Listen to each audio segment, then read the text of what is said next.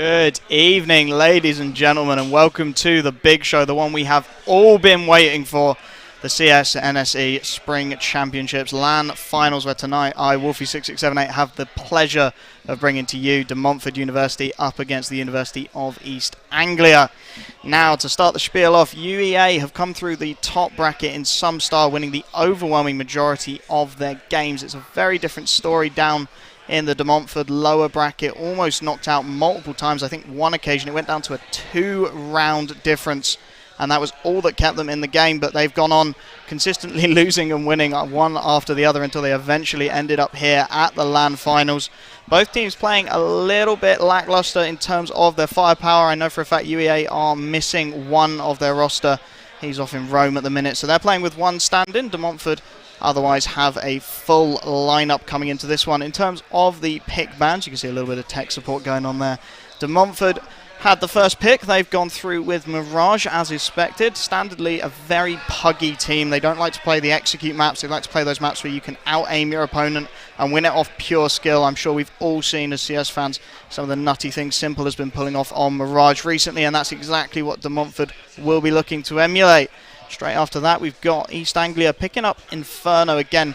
They're the almost polar opposite of De Montfort. They almost play their game in a very big style. They like to use those executes. They like to get the nades out as soon as possible and really just shut off the options for the enemy team. And that's going to create a really interesting sort of environment between the two teams, because they play completely different styles of CS, and it's going to be awesome to see how those two things sort of merge together. And then as a final map, we do have Overpass, which honestly is a great middle ground for both teams. It's a map that both feeds into the execute side of things. You can get those full smokes onto the B-bomb site. You can even completely lock out A for the early plant.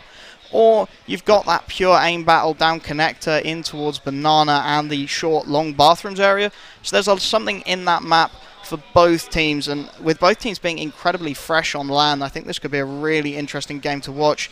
University of East Anglia, of course, it's the second time they've actually played in NSE. First time they've made it through to a LAN final. De Montfort, the first time they've actually played in NSE ever, and they come straight through to these finals despite being significant underdogs here. So I think we're in for a really incredible game of CS, as we are just waiting at the moment for all of the players to get everything nice and ready. Had a few server issues so far today, but we're working through them as quickly as we can. In terms of individual player profiles from both teams, I've got in my notes that you guys should be watching out for Newman from UEA. He's an absolute beast with the ego to match, so there's potential there for him to either pop off or really fall off. If De Montfort can get underneath his skin, then I think there's massive potential for an upset, especially in that second map, where UEA will be looking to just dominate with their utility as much as physically possible. You've got Mac as well playing for UEA. He's a little bit of a beast with the spray patterns. I was watching him warm up earlier. Absolutely pinpoint precision on those sprays. And on a map like Mirage, like Inferno, where you've got the opportunity to spam through the early smokes, that could prove absolutely vital in getting those early engagements for UEA. And then for De Montfort, we've got Polo with his sick Ursus Fade knife. Watch out for that when you're watching the game. And Mini, who throughout the early rounds was absolutely top fragging to all hell. He's been an absolute beast in the warm-ups that I've watched, and I think he could be one to really challenge what we've seen so far from UEA in the NSE competition.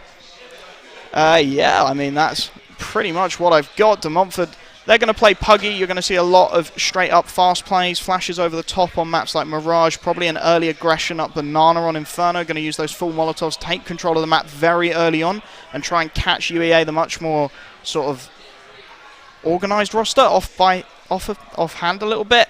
I think that's going to be a key thing, is going to be how De Montfort take chunks of the map away from the execute-heavy UEA.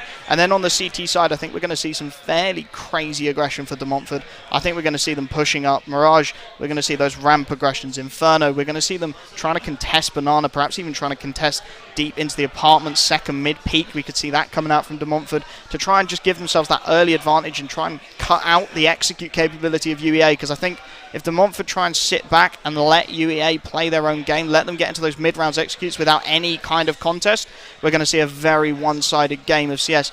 And then Overpass, if we end up on that third map, I do not know which way that one is going to go. As I said previously, there's just something for everybody in that map. There's places where Newman can absolutely pop off with his individual skill, especially if he goes for a quick dive down the connector or goes for that early peek in towards the fountain. But there's also areas of the map where Mini, perhaps playing on the CT side, could get aggressive in towards connector, just take that map control away again from UEA. And if they're given that opportunity to take away the map, to start getting those early entry frags, dropping the utility of the T side, then we could really see a good game on our hands. And of course the economy, the new economy change that everybody has been complaining about. It's a 50-50 game at the moment between who enjoys the new economy, who hates the new economy changes, who wants to see the resets back in the game. And I think that is going to have a huge impact on what we see today. The ability to not be so concerned about that reset round immediately after you get that first win, I think that's going to play into the Montfort's hands massively, because they're going to be aggressive. They're going to go for those picks. They're going to try and get themselves that pug advantage as soon as they can. And if you're not worried about getting reset, perhaps De Montfort lose the first 3 rounds, they win the 4th. In the old CS, you would be really concerned about getting that reset in and how that's going to affect your economy moving forwards. Now they can just go for it. They've still got that loss bonus in the bank. They have no concerns to worry about, and they can just frag out, go as nuts as they want, flash into a ramp, lose 3 men, no problem at all. They're going to have the money into the next round to get things going. And yeah, I think we are in for one hell of a game of CS, ladies and gentlemen. Both teams are going to be going at it with tooth and nail. I've spoken to Lemmy this morning. He said that they are going to give this absolutely everything they've got. They want to get their first LAN win on the board despite having snow on the stand-in. They just want to get this win. They really were feeling it this morning. They've been warming up for probably 4 hours now, so both teams are going to be as hot as they can be. I don't think we're going to see any kind of a warm-up period in the match. I don't think we're going to see anybody falling off. I think it's just going to be the best CS, the best fragging, the best shots you could imagine all game, and I'm hoping we will get into it very, very soon. Anything else I could say about either team? I mean, I've got here that Dargan is the primary AWPer for UEA. Had that AWP Atheris, the new AWP skin, which I personally love. I've seen a lot of complaints about it, but I personally love the art style they've gone with on that one. And I saw him warming up, and he was playing on an aimbot server and just hitting the most ridiculous flicks you have ever seen. Now, I'm not sure if we'll see Dargan picking up the AWP all that much on Mirage, but Inferno is going to be a huge map for him. There's so many areas of that map you can contest. You can even pick up the double AWP setup early on the T side if you've got the economy to go for it. Get one peeking in towards B, one holding down that mid corridor, not allowing De Montfort to take any really major chunks of the map. Anything else I've got? I think I am literally through my notes at this point, guys. I am going to say that I was watching Lemmy, and I'm not sure he is going to pop off today. We'll have to wait and see. He is a very hot and cold player. He could go either way, and let's hope he goes the right way and we get the best game of CS we probably can. It looks like they are all in the server. The server's on the wrong map at the moment from that screen I'm looking at, so hopefully we'll get that one changed up sooner rather than later, unless they've changed the map pick bounds, which would be hilarious. But servers tend to default to cache, so I'd imagine there's not too many issues there. Players just getting warmed up in the servers now. You can see on your screens Newman with Lemmy to his right, the Ego Fragger of UEA. He's going to be looking to get himself into this game early on. He said to me earlier that the attitude is, if you act like you're going to win, if you believe you're going to be the best player on the server, you will be the best player on the server. So let's hold him to that chat and see if he really performs in the way he should do. It looks like everybody is in the server now. Perhaps we're just making sure everything is nice and well set up. Nobody, of course, wants to be the one with a config issue early on, calling those technical pauses, just losing perhaps a little bit of momentum that you would get early on in the game. Oh, that's a cheeky technician. Is everything okay? Are there, Chaz? I believe that's Chaz, the man with the beard and the Twitch channel to match. It looks like everybody is okay. Of course, we have been having the issues that I'm sure anyone who plays CS knows about. We've been having issues with Steam being down recently, but I believe we are all up and functional in that regard. So we should be getting into the game sooner rather than later. Cheeky bit of text chat between the teams there, as we are still waiting ever so patiently for this awesome game of CS to get underway. Just to repeat myself, in case anybody's tuned in and missed out, the map picks were De Montfort is going to be going on to Mirage, looking to play their puggy styling, as the server is changing maps, so we might be getting ready to go, ladies and gents. UEA, they picked up Inferno, going to look to get their executes going there, and the last map is a beautifully balanced one if we do end up on it. Overpass, which lends something to each of these sides, so it'll be awesome to see where they go with that, as we will see plenty of clapping, handshakes, everybody looking nice and hyped up to get into this game, and I am certainly very hyped to be casting this one for you. Been down here for about 4 hours now, and there is nothing I want more than to get into this game of CS and start enjoying it with you guys. Chaz uses the left-handed view model. There you go, a little fun fact for you. I didn't even realise that. I don't know how people use that left-handed view model. I cannot stand it, but I'm going to keep talking this spiel until we get into the game. Everybody looks like they're getting into the server now. The map is correct. As you see, Chaz just practicing with his aim there, looking for the one deke that absolutely destroys him. And they've left the server. That scares me. They're reconnecting to the server. We have hope. De Montfort perhaps playing the mind games here. Of course, the underdog of the series. They need to perhaps get into the heads of UEA, and that is where Newman's ego perhaps could come back to bite him. If De Montfort start to get into their heads, then I think there's real potential. De Montfort, the comeback team, have had some huge performances. They were very nearly knocked out of the semi-finals, I believe, by Nottingham, going down to a 16-14 win, and that was a huge comeback for them on the CT side. They went absolutely massive. And if they're given the opportunity, De Montfort could really produce an upset here. I am going to say it, De Montfort University very much the underdogs of this one, but we hope that we will get an incredibly close and eventful game of CS. I want to see some awesome shots from both teams. I want to get something to get really hyped up about, as we will very briefly be getting into the game. Yeah, boys. Everybody hyped? Hopefully my observer knows what he's doing and we'll get some good shots of both teams here. It looks like everybody is in. I'm getting some thumbs up to my left, so perhaps it was a spectator issue previously. Hopefully we'll be getting on with that one sooner rather than later. If it is Mirage for the first map, I think Dargon's going to be huge. Especially on, so it's DMU's pick, so it's going to be UEA starting on the CT side of Mirage. And the CT side of Mirage, so many long-range firing angles, you can easily bring out the double AWP setup. You could see Snow even picking up that secondary AWP and just giving more options to UEA. And I think Mirage is going to be a map where you're going to see the AUGs pulled out as much as possible. Such a long-ranged engagement map. You've got that A-ramp peak, you've got the Palace peak, you've got the mid peak, you can even go connector or underpass. I mean, if you've got the AWP, sure, you've got that first shot, that guaranteed kill if you hit it, but after that, you're very isolated. And on those pistol rushes, we have seen things go south for teams where they've committed to a double AWP setup, got a double AWP pick mid, and then one of them gets a shot off, but the second player misses, and then the rush starts to come in, and things get really hairy really fast. And I think that is really where the AUG in this new meta sits. It's an opportunity for a team to pick up another scoped weapon to give them that long-range advantage over the T side, where previously you could just expect a swinging AK-47 to win 100% of duels against an M4.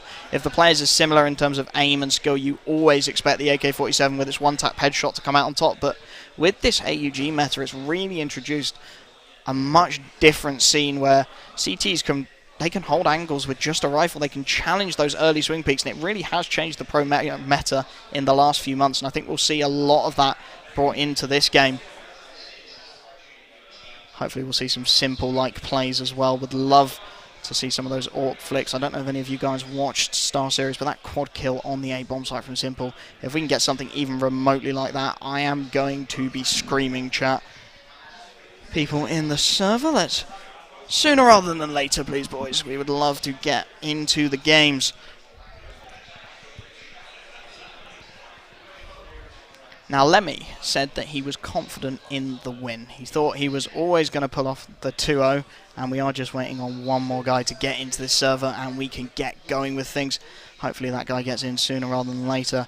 But Lemmy, as I said, we were talking to him this morning, and he said he felt confident in his team's ability, but he didn't know much about De Montfort. They're a little bit of an unknown. Having come through that lower bracket, UEA haven't faced them many times. They don't have much information on them. I do have the insider knowledge that one of Lemmy's friends was actually scrimming with them the day before, so they know what maps they were practicing, but they don't really know what De Montfort can pull off on those maps. With the executes, with the utility, potentially we could see De Montfort pull off a complete 180 and just reverse from that Puggy style of play and start to do those executes, and maybe on Mirage we can see them lobbing the smokes in towards middle, the Molotov to under and just completely lock out portions of the map, and that could really begin to frustrate UEA on the CT side of Mirage. And I think that is going to be where the success lies for De Montfort. It's going to be trying to frustrate UEA, trying to put them in situations where they're not comfortable, try and get the opening picks wherever possible, just to cut out some of that utility they've got, take away some of the firepower that they've got available, as we are hearing that the server's going to be restarted. Oh, I love CS, ladies and gents. Valve, please fix. What was I saying? Mirage executes. Yeah, so De Montfort looking to just disrupt the flow of the game wherever possible. I believe that's where the success lies for a team that is very much pug-based. They very much play around the pug setup. They're not massively executed. They're not like big or like Astralis in their executes. They don't use all the utility, completely lock out of sight. Of course, as soon as I say all this, they're going to do it and just completely ruin all of my early game analysis, but we'll wait and see how that one pans out. So yeah, UEA going to be looking to just control the flow of the game, control the rate at which things are going, try and almost slow down De Montfort. I think that's where their big play is going to be. Use their utility early, use the HEs and the Molotovs, slow down De Montfort on the T side of Mirage and just start to build up the biggest lead you possibly can on the CT side, because as we all know, Mirage is a bit of a nightmare for the T side. Of course, with mid control, there's opportunity there, but heading towards that B bomb site, there is so many angles you've got to clear. Off the top of my head, if you're coming out of the apartments, you are clearing van, you are clearing backbench, you're clearing site, you're clearing boost, you're clearing the self boost onto the boxes, back site, then market, then short. That is too many angles for 1, 2, or even 3 T-sided players to clear independently without a full utility execute, and that is going to be where the success lies for UEA. If they funnel that T-side into the B-bomb site, lock down A, lock down middle, and just don't give De Montfort any room to breathe, because if you give them an inch, they're going to take a mile, and we're going to see some awesome shots coming out. But if UEA really go for that execute style, they really lock out huge chunks of the maps with utility, then there's a huge opportunity there for them to take a swift 2-0 and get through this game, win their final and win that beautiful trophy. As we do see players in the server warming up. Looks like the server is up again, so that's always a promising sign. Is that Scout Necropolis on the second player to the left of Chaz? A bit of a default skin. You can see Chaz with all of the skins in the world. The Shago Dadders, I believe they're Dopplers. I think they might even be Sapphires. They are Doppler Sapphires. Look at those beauties. The AK-47 Emperor as well. A lot of skins on display. If you get the opportunity, watch out for Polo with his Ursus Fade. It is a beautiful full fade knife, in fact. As a skin collector myself in previous years, I appreciate the craft that may have gone into that, as everybody looking nice and warmed up. They should be. They've been warming up for about 4 hours now. Been waiting patiently for the other games of the afternoon to get away so we can get on with the real games of this evening and get into the CSGO. The game that, of course, everybody wants to watch, as Newman has just hit a ridiculous swing 1-dig onto Chaz. Just on the right-hand side of your screen there. I don't know if everybody would have saw that, but that was one hell of a shot. And we will just so slowly wait. We're tempted in. We can see the players in the server. It looks like from here there's about 9 of them at the moment. Still one player comes through my ears exactly as predicted. We got 9 in. We're just waiting for that 10th to get in so we can get this game underway at the NSC Finals. And must I say, there is an amazing atmosphere here this evening. I've been around here for a few hours now. I've been watching the League. I've watched some Smash being played. I don't even understand League, but I could still get behind the hype. Everybody here is here to have a great time, and it's been an awesome event so far. Looking to keep that going this evening and into the second day, where there are some absolutely fantastic games for you guys to watch. Off the top of my head, I cannot remember any of them, but I promise you they are good. We got 9 in the server still. Oh, look at those Shago Daggers. They're just making me jealous. They are beautiful. Absolutely beautiful knives. And we will, so slowly, so bated breath, wait for this game to get started. The headshots are ringing out across middle. They are still on cache, so the server hasn't quite jumped to the new map just yet. Hopefully that will be happening in the near future. Of course, used to these sort of tech delays, Surrey Varsity had the exact same issues. If anybody in the chat was there, they know just how many server problems we had back then. So, issue with Steam. Oh, good. We love the Steam authentication. The new 2FA really makes things a bit of a pain. I say new, it's been around for years, but I still dislike it. And we are just waiting for one more to get into the server, ladies and gents, and I promise we will be going live with some of the best CS you have watched in a long time. Newman has taken his headset off, and that fills me with dread. You can see how tired Lemmy looked there. I think he got up at something like 9 AM. He's been on 3 hours worth of trains and buses here to get to this game. So you can see the dedication from UEA. They really want to put out the best possible performance they can with this roster. Of course, Snow on the stand-in does reduce their firepower slightly, but what can you do when one of your teammates is on holiday in Rome? There's just no opportunity. So they've had to pick up the stand-in. Potentially plays into the hands of De Montfort, the underdogs, of course, having that a little bit less firepower. Maybe there's an opportunity to catch some disorganisation, because you can't imagine that the stand-in's been pracking too much, of course, in the Easter holiday. Everybody been going home to see their families. Oh, that's a nice spray pattern there from the man to Chaz's left, but you can imagine everybody's been going home. There's not really been a lot of time to practice with the new stand-in, so potentially De Montfort catch them with a little bit of a lack of almost control, a lack of knowledge of where they're going instantly. Those rush plays maybe catch a player who's late on the buy or late to get to his position, because there's been a little bit of a miscommunication with the stand-in in place. But knowing UEA, they've had plenty of time to practice today. Snow was popping off in the DM servers earlier. He was hitting headshots for days. So I don't think it's going to be too much of an issue, but it will be interesting to see how that dynamic pans out with the stand-in. There you go, I lost the word for a second there, but with that stand-in, it's going to be really interesting to see how that dynamic plays out, whether they look to use Snow as an aggressive player to get those early entries. I've heard from Lemmy that he can pick up the AWP and offer that second AWP as an option for UEA, potentially on the CT side of maps. Again, Inferno could be huge for a secondary AWP. Overpass really has opportunities, one towards A, one towards B. Get aggressive A and play passive B. That double AWP setup always works out incredibly well when you see it coming out. And I think UEA, we could see some awesome boosts on Overpass. I am praying for a 3-map series here. I want it to be close. I want it to be tight. I want us to have those clutches, those moments to get excited about. And if we go to Overpass, I think we're going to see boosts all over the shop. I don't know if you guys have seen it, but there's a quad boost doing the rounds at the moment from deep in towards CT spawn. The quad boost over the top allows you to peek in towards B Heaven, or the jump peek, in fact. I think I casted that one about 6 months ago, so let's hope we can see some nutty boosts to get all excited over. That would be fantastic, as I am spieling for days, ladies and gents. I'm trying my hardest to keep you guys entertained while we wait for the servers to get going. And hopefully, sooner rather than later, we will have something to shout about. Again, I'm just going to go back to those vetoes, because I was sat there with Lemmy while they were doing the vetoes, and they called every single map. Lemmy had them read completely and utterly, and you do worry for De Montfort in that sort of situation where UEA have them read. They literally called to me what the veto was going to be while the veto was occurring. And if UEA have a similar sort of read into an aggressive team like De Montfort, a pug-style team like De Montfort on those sort of maps, then potentially that read offers itself up for a full utility use just to completely shut out the T side of De Montfort on both Mirage and Inferno. Of course, De Montfort will be getting to start CT side Inferno. An interesting one to see. The meta in Inferno has been sort of flowing back and forth with the addition of the Augs. When you get that fast B control through Banana, you tend to see, I think it's about an 80 to 85% round conversion coming in from the T sides if they get early control of Banana, because the CT side, they're just locked out. They've got no information about where they're going to go, what they're going to do, and in that sort of a situation, that rotate through CT on Inferno is absolutely lethal. If you can deny them information even for 10-15 seconds, then you're just going to barrel into the site 5 versus 2, easy peasy lemon squeezy. That's a cheeky cup of Tropicana in the corner for De Montfort. Looks like one of them's got his phones on underneath, so I'm imagining that he was using that to get his 2-factor authentication all good and going.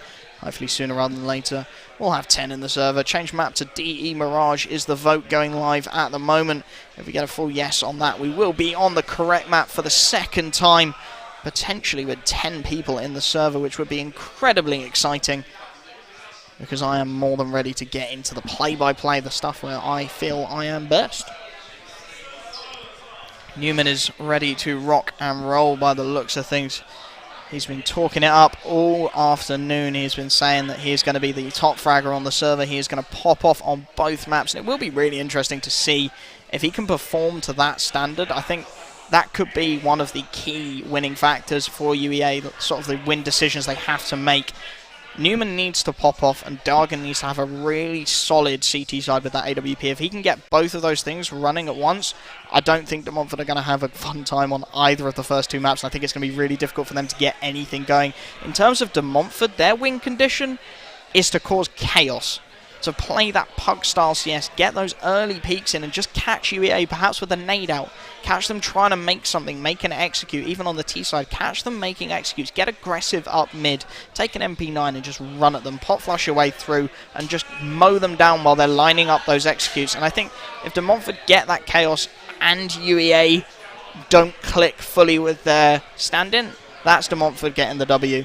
But as I said, this is going to be one incredibly close game of CSGO, and I am incredibly hyped to be bringing it to you today. We are very, very close to getting this game underway, which is good, because I am absolutely out of things to say to you guys, but I am just desperate to get into this game now. Of course, with UEA being the higher seed, they had to forfeit the first pick, which didn't really trouble them that much. We saw an insta-train ban from De Montfort, which again is a massively execute style map. It's just a map where smokes, nades and mollies reign supreme over all sort of individual skills, so unsurprising that we saw that ban coming through instantly. Then UEA banned Cash, which Cash is almost an overpass. There's the opportunity to get those execute style plays, but there's also the opportunity to just go nuts on the fragging. A couple of smokes over mid, wall of smokes into mid, go through B and just absolutely frag out. So you can understand the insta-ban there from UEA. Not a map they practice significantly. Not a map they really have too much knowledge of what De Montfort are going to be doing. Of course, UEA playing without a coach, so nobody there to sit and analyse the VODs like our dear Spoon. Shout out to Spoon if he's watching tonight for being the CS coach for the Surrey boys. Nobody like Spoon for either team, I believe, to really get into what we're going to see. No sort of counter executes, no counter strats, unless one of their players has really committed the hours to sitting and watching those VODs, which is a pain. So I cannot imagine that either of these teams really has an awful lot of knowledge about what the other team's going to bring to the table, which, again, sometimes that lends itself to a really great game of CS, and sometimes it just lends to utter chaos. So we will have to wait and see which way this one goes. Alright, that is me all but done with my spiel. So we are going to be watching very, very soon for the new people here. University of East Anglia up against De Montfort. I believe their name is Dabosaurus Rex, which I do not approve of whatsoever, but each to their own. UEA Concrete Strike their opponents in the NSA Spring Championships finals. De Montfort very much the underdogs of this one, so should be an incredible game of CS for all of us to watch. And I will just quietly sit and wait while I can see the teams, and they look like they're pretty much ready to go, and indeed they are. We have the match starting. It is going to be UEA Concrete Strike starting on the CT side. Looks like Mac is going to be the one to pick up the defuse kit and utility. No utility picked up by Dabosaurus Rex. As expected, De Montfort not looking for the executes. Mac has indeed picked up a smoke and a defuse kit for the CT side, as it looks like it's going to be an early posture towards a contact B play from De Montfort. Mini just starting to clear the angles. You can see Lemmy wants to jump peek this angle. He wants to get the information early, and he's going to spot out 3 heads. Gets tagged up, but gets away with that one as the rush starts to come in. Now Lemmy needs to get off the side. That's a beautiful headshot from Dargan, but instantly traded by Mini onto Lemmy. And now Dargan isolated, and Gush down to 9 HP. Needs to back off. Allows Newman to come in, though. In from Market with a beautiful headshot onto Chaz.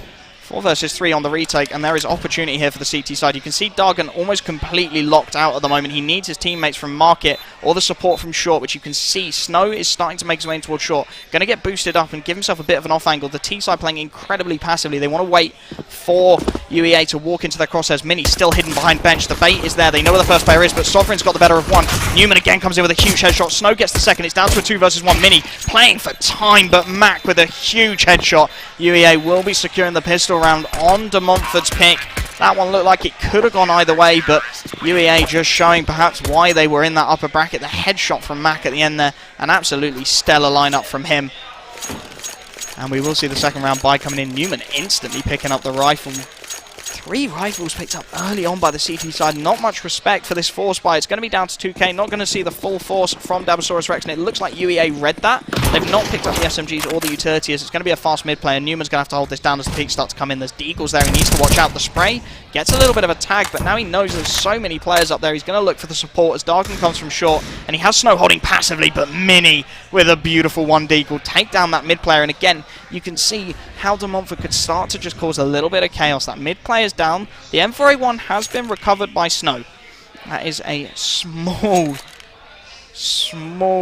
gain for UEA as Dargan's trying to hold from short, but of course he's got very limited information as Dabosaurus Rex really haven't set themselves up for anything just yet. They've got Nero, or Roan as you take it in the brackets, holding towards mid, but the rest of his team are deep in towards the apps, and you can see Lemmy jump peeking with this Molotov. His role is literally to drop that molly as soon as he sees anyone, buy time for the rotates to come through. Of course, De Montfort with the man advantage are going to be looking to cause chaos wherever possible. They are just going to be looking to bolt it out onto this site. Sovereign lines up the only smoke grenade that T-side has, and that means it is go time. The smoke going to rain over as the push starts to come in. The nades are going to do huge damage. An awesome tag. The Molotov a little bit too deep from Lemmy has allowed them out, but the UMP can start to do work now, and as they waterfall out of the apps, Chaz is going to get one. Nero with a second out of nowhere secures the site into a 2 versus 2. I thought that round was all but done, and you can see how passively Mac and Snow are trying to play here. They're both in towards market, but Nero's got a beautiful angle to try and shut this one down. Snow's going to go wide, and the aim punch betrays the first man. It's down to Chaz, 22 HP, only a P250 in his hands. Snow will secure the second and secure the round for UEA. Concrete Strike.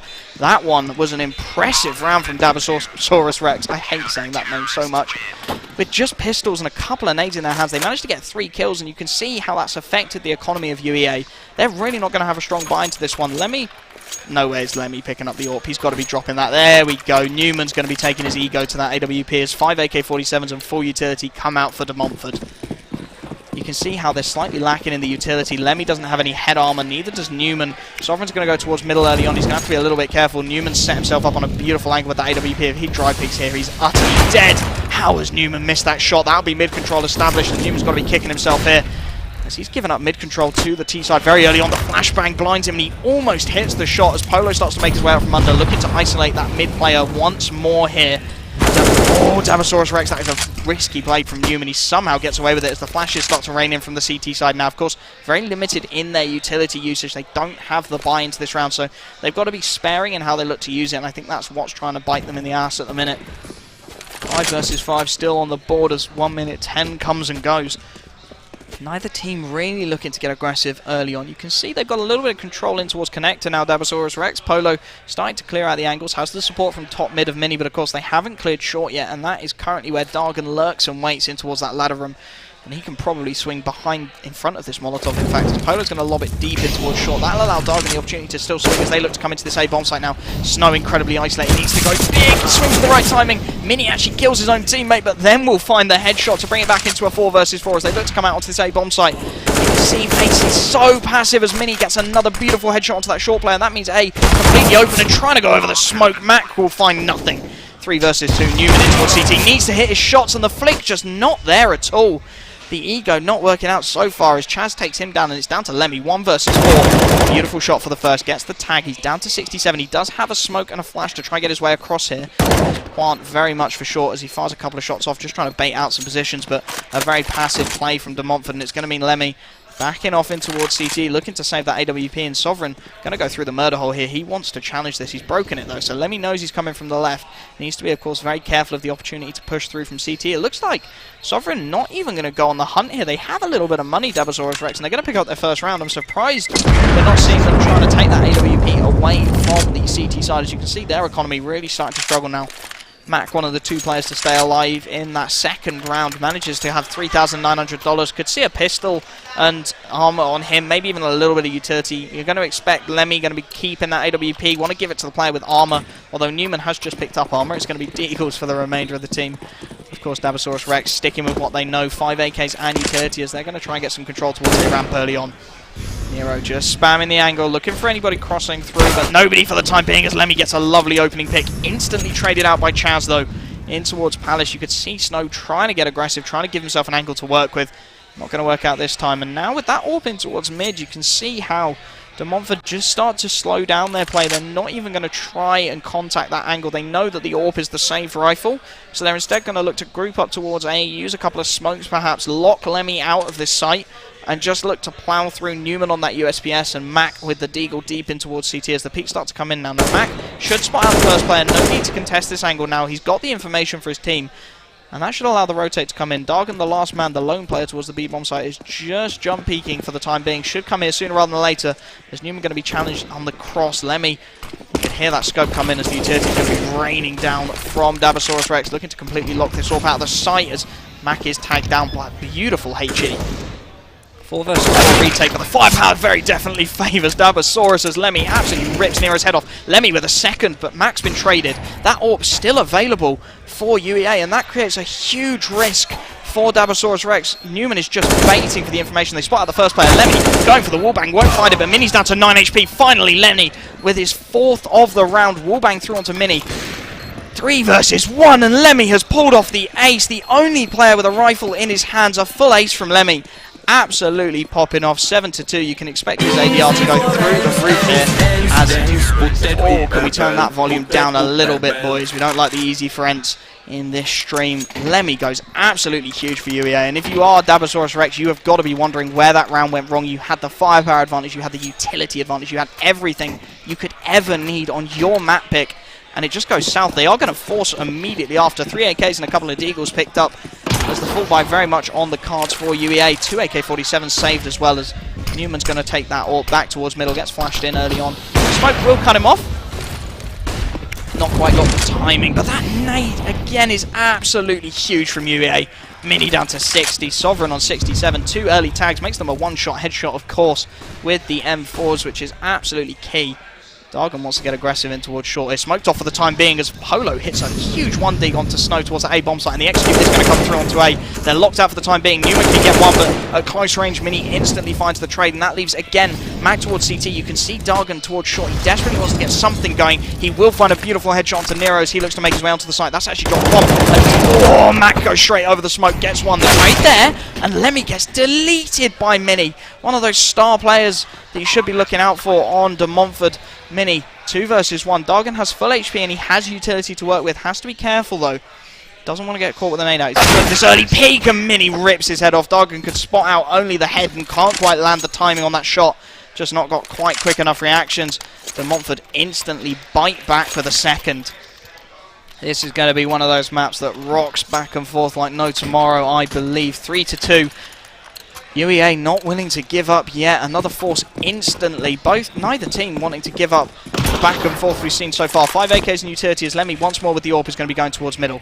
The Molotov towards connector is to try and cut out that secondary peak angle. The smoke for the cross is going to hit.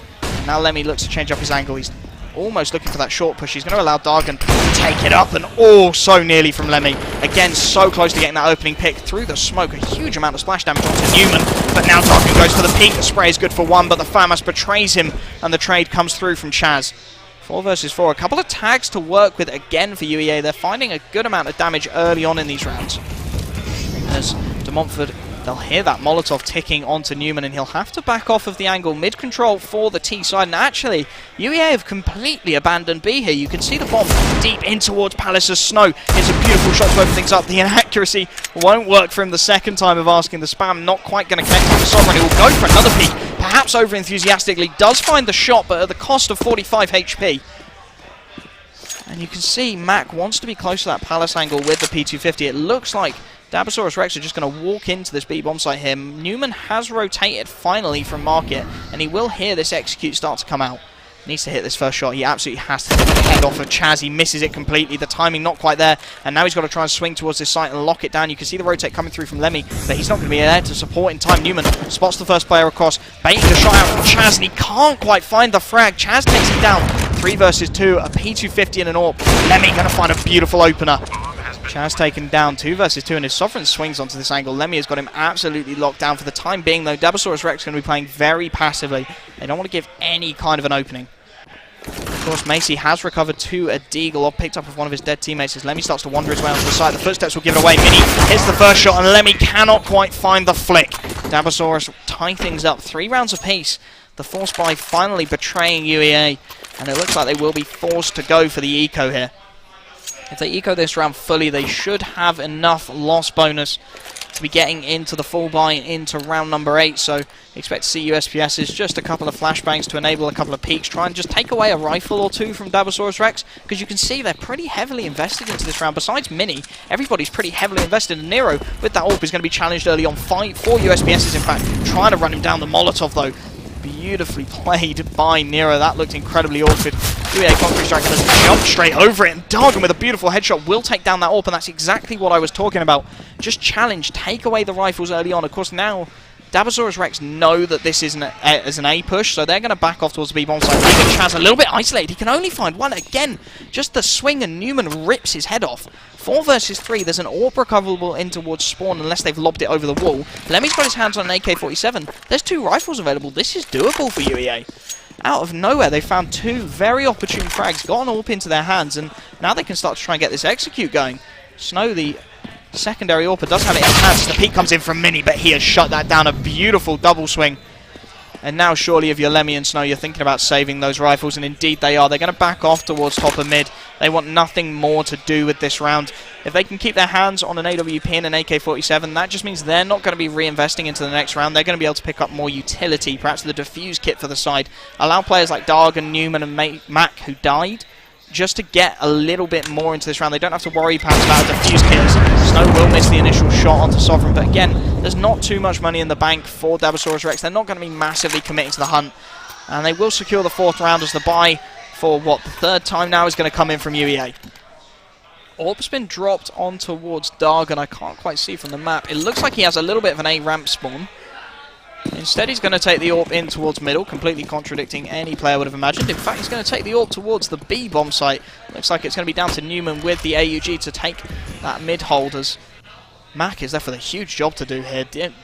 De Montfort lining up a full execute in complete contradiction to everything I said in the pre-match analysis, but it looks like they're lining up the straight A smokes here. You can see Snow is in somewhat of a position to assist from Connector, but if the smokes come through, the Molotov top stairs, there's going to be nothing he can do. As Mac commits to the site, he's something really interesting. Through the smoke, a little bit of damage onto Chaz. The utility rains out, and they're trying to execute through, but they haven't cleared all the angles. Mac gives away a transition. Could that be mistimed? The trade comes in after 1 from Nero, and that means this A bomb site completely locked out. You're looking at a 4 versus 4 retake with very limited utility for the CT side, as Newman, as soon as I say that, finds himself an initial pick. Dargan with this AWP needs to get something going early on. 2 from CT, 2 from Connector. They're spotting out the players as Dargan tries for that wallbang in towards under. Sovereign goes for the swing, somehow can't quite find the frag. The pop flash not going to land from Polo, and Newman will take down a second. Polo's been spotted out. He's been tagged through the stairs there. Finally able to find his shot as it's 3 versus 2. The smoke onto the bomb, but Chaz swings from Palace. He's looking to take down the defuse here, and he's managed to do it. I don't know if there's enough time. I believe there is for Newman. No kit. I'm trying to hear the bomb ticking. I don't know if he's got this. This is going to be right down to the wire. I'm trying to hear the bomb ticking. I think he's just got this. There's a defuse kit right there. If he hadn't got that, he would have been kicking himself. But UEA pull that round out of absolutely nothing. Newman goes big when his team need it most. Almost lets his diffuser die and lose the round, but recovers beautifully. 1 more buy in the bank for Dabosaurus Rex before we're going to see them back onto the pistols and armor that this new economy allows.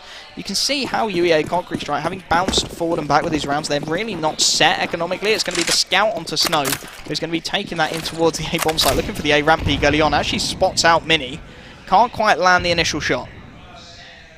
Utility still fairly sparse from the CT side, but De Montfort not really doing anything to bleed away that utility. They're not throwing early smokes towards mid. They're not forcing the CTs to make a counterplay, which could come back to bite them, as the A execute once more is going to be called, and this time Mac's going to know what to do. He's going to see these nades coming over. The early pop flash in towards Ram's going to allow him to peek. Fully blind Sovereign just wandering through the spray. It's good from Mac. He's found the opening pick, and now he just needs to stay alive towards triple. They're spamming him from all possible angles here, and he is going to be found. Mini through the box will finally find the shot. 4 versus 4. Bomb goes down. That smoke CT almost looked like it had a little bit of a gap. Nero manages to take down Lemmy in towards jungle. 4 versus 3, and with an AWP and a scout on the cards, it's not looking good. But somehow Newman, straight through the boxes, will find a refrag.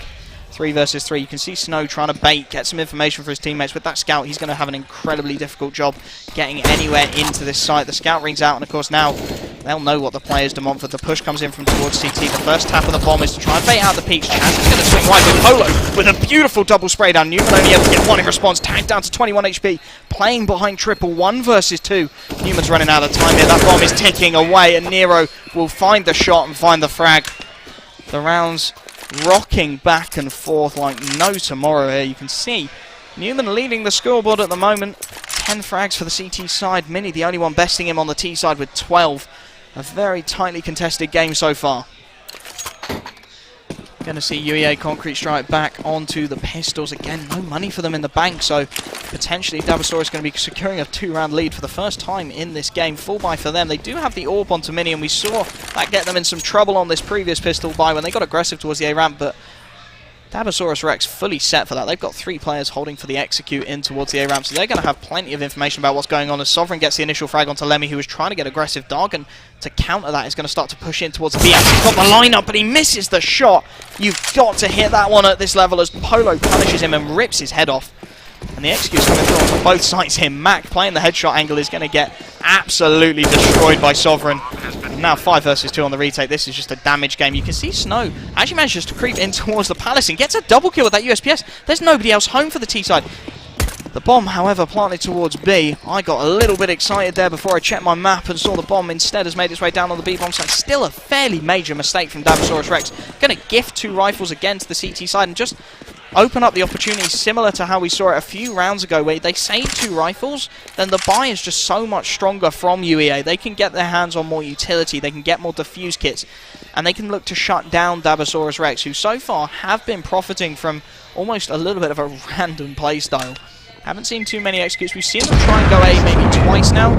The utility has locked out the CT side. Not something I necessarily expected to see de Montfort pulling out, but it is an interesting call. 6-4 up. We should see the buy coming in. First pause of the game. It looks like it's come from Dabasaurus Rex. A 2-round lead, perhaps thinking about how they can stretch this one as far as they can go on the T side of Mirage. Their pick, so clearly feeling confident on the CT side. Everybody always picks the CT side to start on, so de Montfort must be feeling confident that if they can get a few more rounds on the board here, they can potentially take this first map and look to pull off an upset. As the pause timer counts down, you can see it will be the buy coming in from UEA Concrete Strike. Mac could drop an AWP across. Instead, it's going to be picking up that M4, and the utility, again, quite limited across the roster. Dargan with just a smoke in his hands. Lemmy a smoke and a flashbang. Fully invested into this round. Newman, the only one with any real money to work with, of course, with that string of frags he's been getting early on in this game. Full buy on the cards for Dabasaurus Rex. AWP once more onto Chaz. 4 AK-47s to work with. Full utility. I would be surprised if we see it being used necessarily from the T side. Not well known for their executes, as they're going to go for a contact B early on. Polo actually starts to run immediately. It's going to be a straight B-rush here again. The Madness looking to come out. Dargan on the site is going to back off and try and buy himself a little bit of time, but he's got no support towards short. Fully blind Polo will be taken down early on. And that gives Dargan some opportunity. The swing for the second is there before the trade finally comes through. That Molotov buys a little bit more time on this rotate as the CTs look to swarm in towards this B-bomb site. 4 versus 3. The bomb yet to go down. Mini's actually taken that really tight to the angle. Holding close right, not really what you want to do with that bomb. As now he's going to look to correct it, but Snow swung from short. Playing around the edge of that smoke. 4 versus 2. The mistake from Mini, could that be to the detriment of this round? 4 versus 2. Nero will get the bomb down. No, the Max got aggressive and he's going to fall as well as Newman just tidies up the mess. And that one mistake from Mini really just the catalyst for that round to fall apart from Dabasaurus Rex. Almost a little bit unfortunate. I don't believe Mini would have known that he had the bomb in his hands there. If he knows he's got that bomb, there's no way he's pushing onto that tight right position. He's not going to try and hold for the push from the CT side. He's going to be hightailing it straight onto that bomb site, getting the plant and giving himself opportunity to play the afterplant situation. As you see, they've got money to buy here. Nero could drop a couple of pistols. It's going to be pistols and utility. The lone AK-47 onto Polo. A little bit of an interesting buy here from Dabasaurus Rex, but they're going to look to go straight towards this B-bomb site again. They know what they made the mistake with last time. They know that if they can get that bomb through and across early on, they can isolate Dargan. Playing a little bit more contact-orientated early on. Dargan wastes a little bit of utility. He does have a Molotov in his hands, looking to jump peek the angle, and as this utility comes over, he should know. He should drop this Molotov immediately. He hasn't got time. The Molotov forces him out of van, and now he needs to hold this down. The pistols and the lone AK, they're going to jump out. Beautiful headshot initially from Dargan. He's looking for more, playing around his own Molotov, but the trade is there. The spam of the CZ from Nero works out, and you can see Chaz instantly grabs the bomb. No more mucking about. That bomb is going to go down on the B-bomb site. 4 versus 4. couple of pistols, but there's a recovered rifle onto Sovereign, who sets up with a beautiful angle close right, and he's going to find the initial shot. Polo takes down Newman through the smoke. The splash damage is good. Mac only able to get one as Lemmy just straight up taken down through that short smoke. Mac trying to spam everything he can. He makes up Polo's position, but there's too many peaks coming in across the board. Snow gets one. 1 versus 2, but Chaz peeks from Van with a beautiful 1D. And again, Dabosaurus Rex, they just run the same execute twice. They know what they messed up the first time. They just make sure that doesn't happen. They get the bomb straight onto the site. Chaz, no messing about, not even bothering to peek short. He's gone straight for that apartments plant. He knows the player's up there. He does only have the CZ in his hands, but that's spammable as anything. As we will see the next buy come in, both teams going to be able to buy into this round. Of course, the Force working out beautifully for Dabosaurus Rex. No AWP available on either side, so expect to see a little bit of contest towards mid here as Newman with that AUG is going to be locked out by full early utility. That Molotov, I believe, was meant to land connector, and it has, but Newman still finds the early pick. That is a beautiful headshot from Sovereign, instantly finding the trade. And that is going to be what really secures this round. 3 players towards A for the CT side, and they've really stacked this. They are gambling on this situation, going towards A, as the bomb from Mini does exactly that. And that is a little bit fortunate for UEA as the round just slows down. Both teams taking stock of the situation. Dargan left alone to control B. Nobody towards mid, and if Sovereign uses that Molotov and smoke to start to allow him to peek, he can start to flank from connector. Then things get really rough for the CT side. Too many angles to try and hold can make this round fall apart. Lemmy nice and aggressive towards under, has Mac on the site, but we've seen Mac struggling to hit his shots throughout this round as Nero is going to do exactly as predicted, start to make his way in towards underpass, start to flank towards middle. The utility rains out from Sovereign, that's cut off short, that's cut off middle. They know there's nobody going to peep them now. They're going to come up from con and try and isolate Mac and Lemmy on the side. They spot out Newman, they try and swing wide. Snow's good for one, Snow's good for the double, just not traded out. Mini does manage to find Mac on the site, but they have no idea Lemmy's under. They've got no Molotov to flush him out. This is going to be easy, surely. Polo rips Snow's head off, but Lemmy with one, and Lemmy with the second from under dark. And then just the lack of execute, the lack of utility comes back to bite Dabosaurus Rex. If they lob that Molotov under early on, they flush Lemmy out, they get that frag, and then Polo hits that ridiculous shot onto Snow on the cross. The round's theirs, they've got the A bomb site, there's nobody there to contest. They do have the money to buy perhaps a consolation prize into this round. Sovereign going to be dropping down onto the Deagle. You can see UEA still struggling to get that full buy on the cards. Snow once more with the scout in towards that A bomb site, peeking towards A ramp. Not going to spot anyone else, so resets towards Palace. De Montfort lining up towards this bomb site. It has been a site they've had some success on. Nero takes a little bit of nade damage, but nothing he's going to be too concerned about.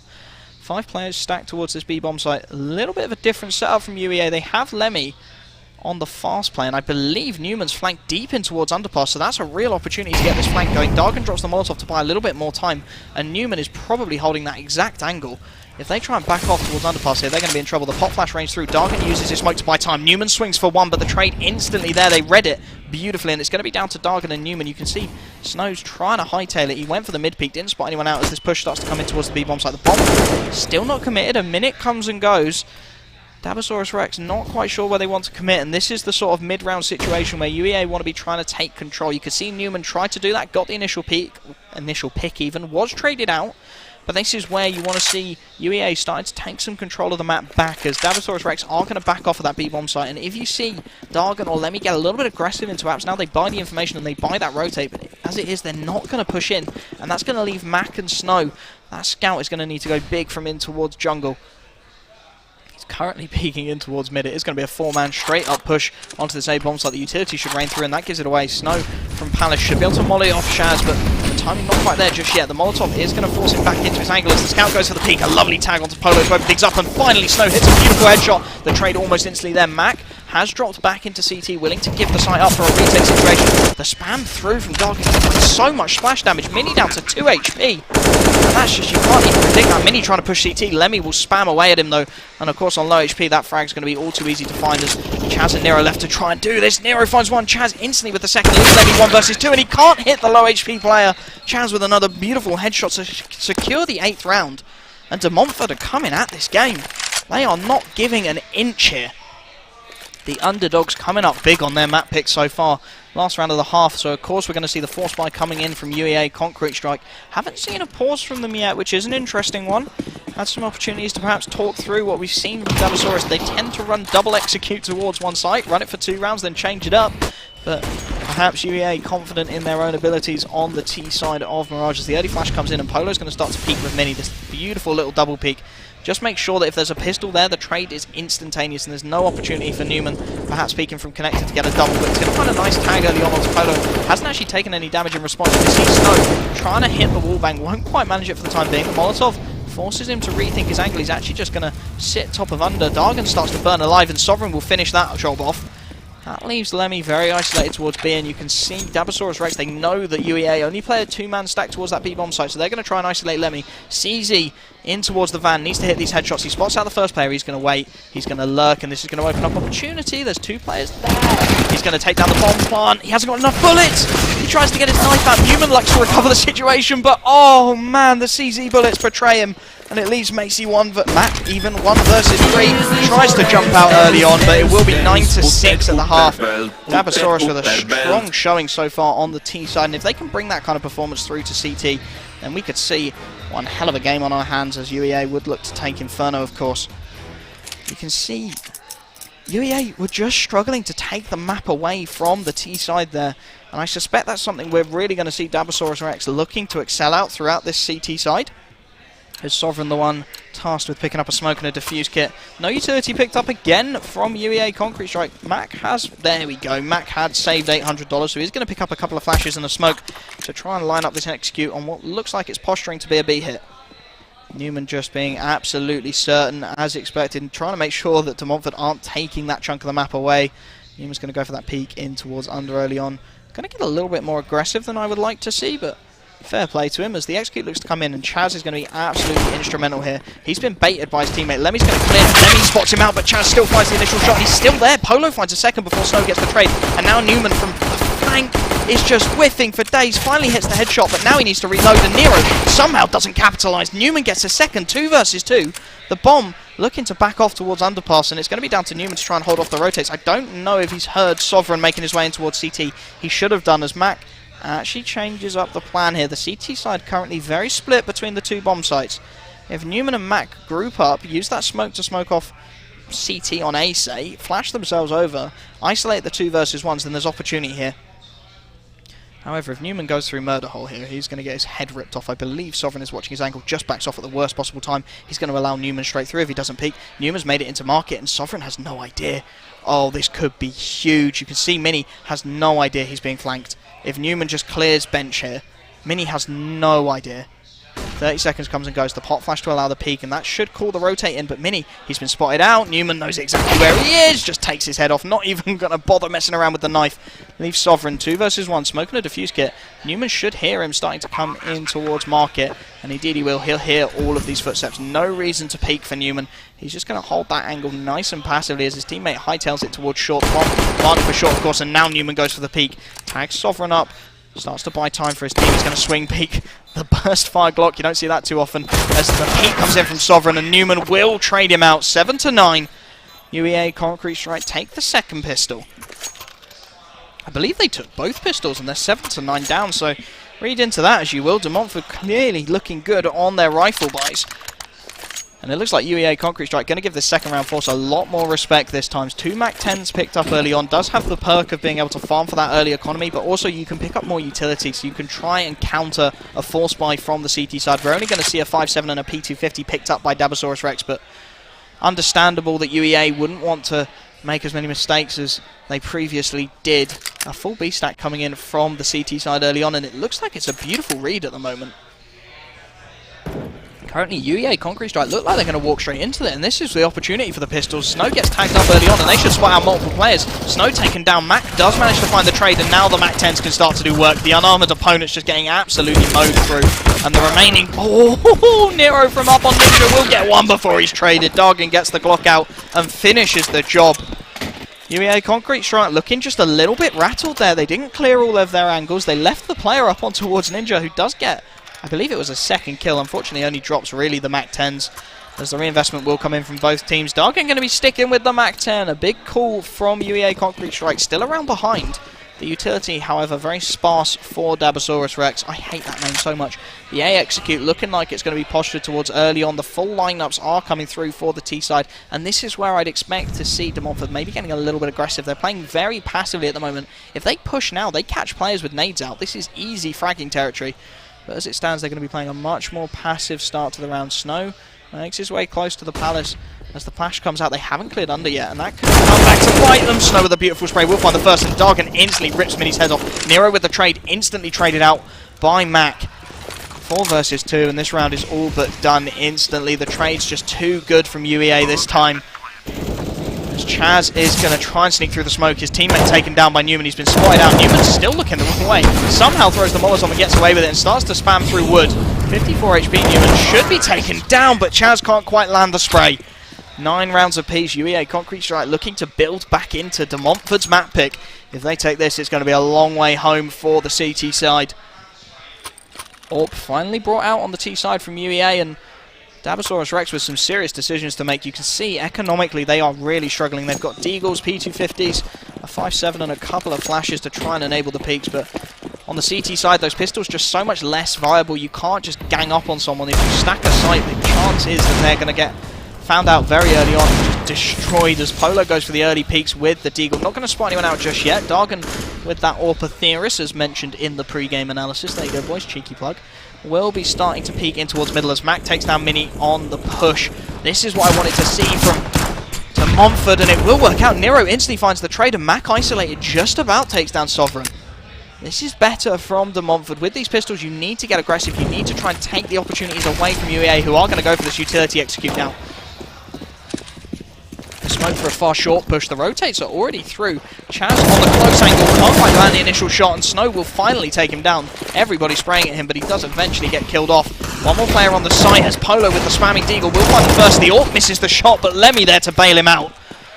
And Nero left 1 versus 3. Hasn't been able to push in towards T-Spawn and recover the rifle. So instead, he's going to be lurking towards Murder Hole, perhaps trying to catch off Mac, who he knows was playing towards that A-bomb site early on. At the moment, it looks like Mac is going to get a perfect timing on this flank. Should spot him out. The footsteps might give away his position. You can see Nero was ready for that, but he can't quite land the shot. The aim punch of an unarmored player just too much, as Mac will rip his head off, get, I believe, his 3rd kill of the round, and the UEA Concrete Strike going to take the lead. Buy is available for Dabosaurus Rex, but their utility, again, you can see Polo to pick up that AWP. He's sacrificing the defuse kit and plenty of utility. Same can be said of Chaz, who, although he will be able to pick up the defuse. And that is just those small margins that can make the difference at this level. The early smokes towards mid are going to cut off Polo's vision. He's looking to get that peak, but nobody going to challenge him towards short early on, as UEA actually got 3 players towards the Palace. A very interesting strat to run on a full rifle buy, but it looks like they do want to hit A through the Palace waterfall.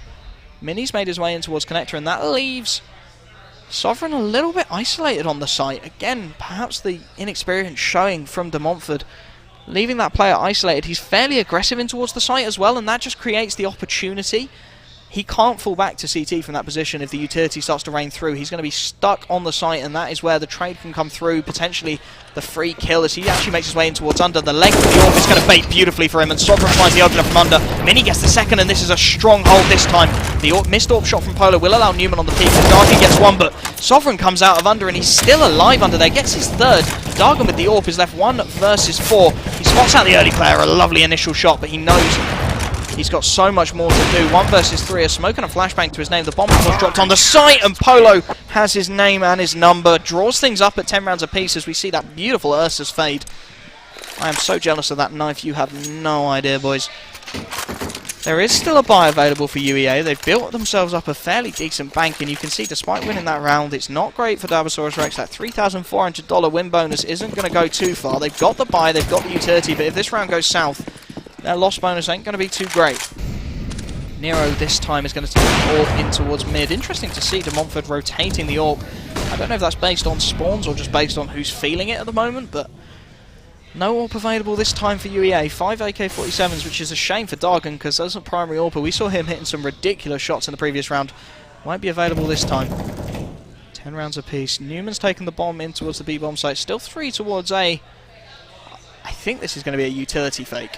I think they're going to throw the utility and then fake towards A, try and get the rotates, and it's going to be Newman with the support of Snow to make his way in towards the speed bomb site. As 3 players go for this full fake towards A, they're going to try and do what they can. Flash is beautiful though, and Sovereign will find the open of the bomb. Should make its way out for free as Dargan finds a Molotov kill, and the CTs have fully rotated and they've fallen for this. The bomb's going to go down for free on that B bomb side. They're being very methodical here, the T side. They do not want to give anything up. All 4 CT players on that B bomb site, and you can see instantly as soon as the bomb goes down, the rotate comes off, and the CT side know that they've made a mistake. Polo will find Mac, try to lurk towards A, but it's now down to Newman and Snow to buy as much time as they can. Lemmy's hightailing it in towards the apartments. 4 versus 3 as Lemmy finds a beautiful frag onto Chaz.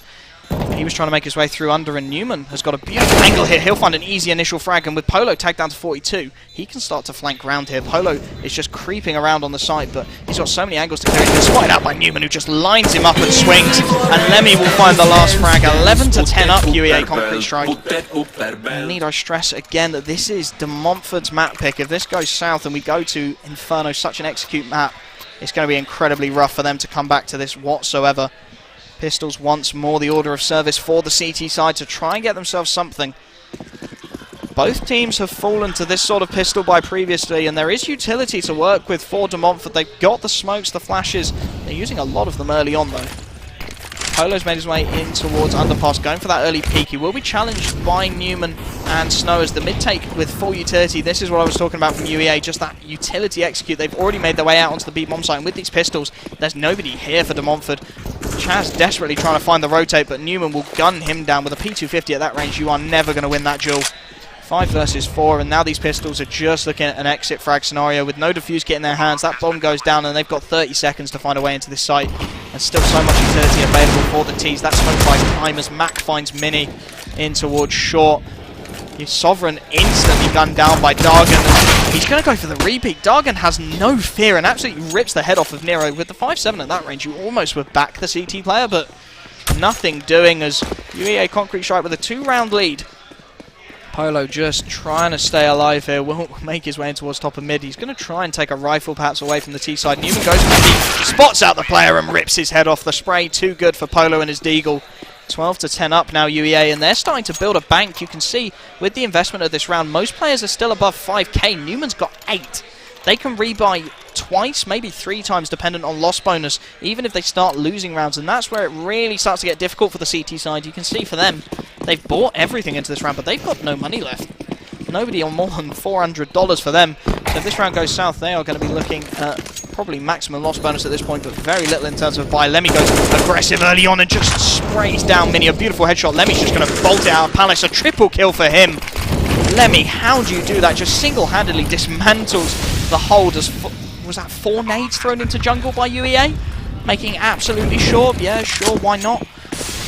Lemmy has just absolutely destroyed that A-site hold from De Montfort, and that was actually what I thought we'd see the CT side doing in the first half, just going for that fast, aggressive peak and catching UEA off guard with nades out, but instead it is UEA to do exactly that, as Chaz will try to back off. Newman can go straight through that Molotov. He wants to try and find the pick.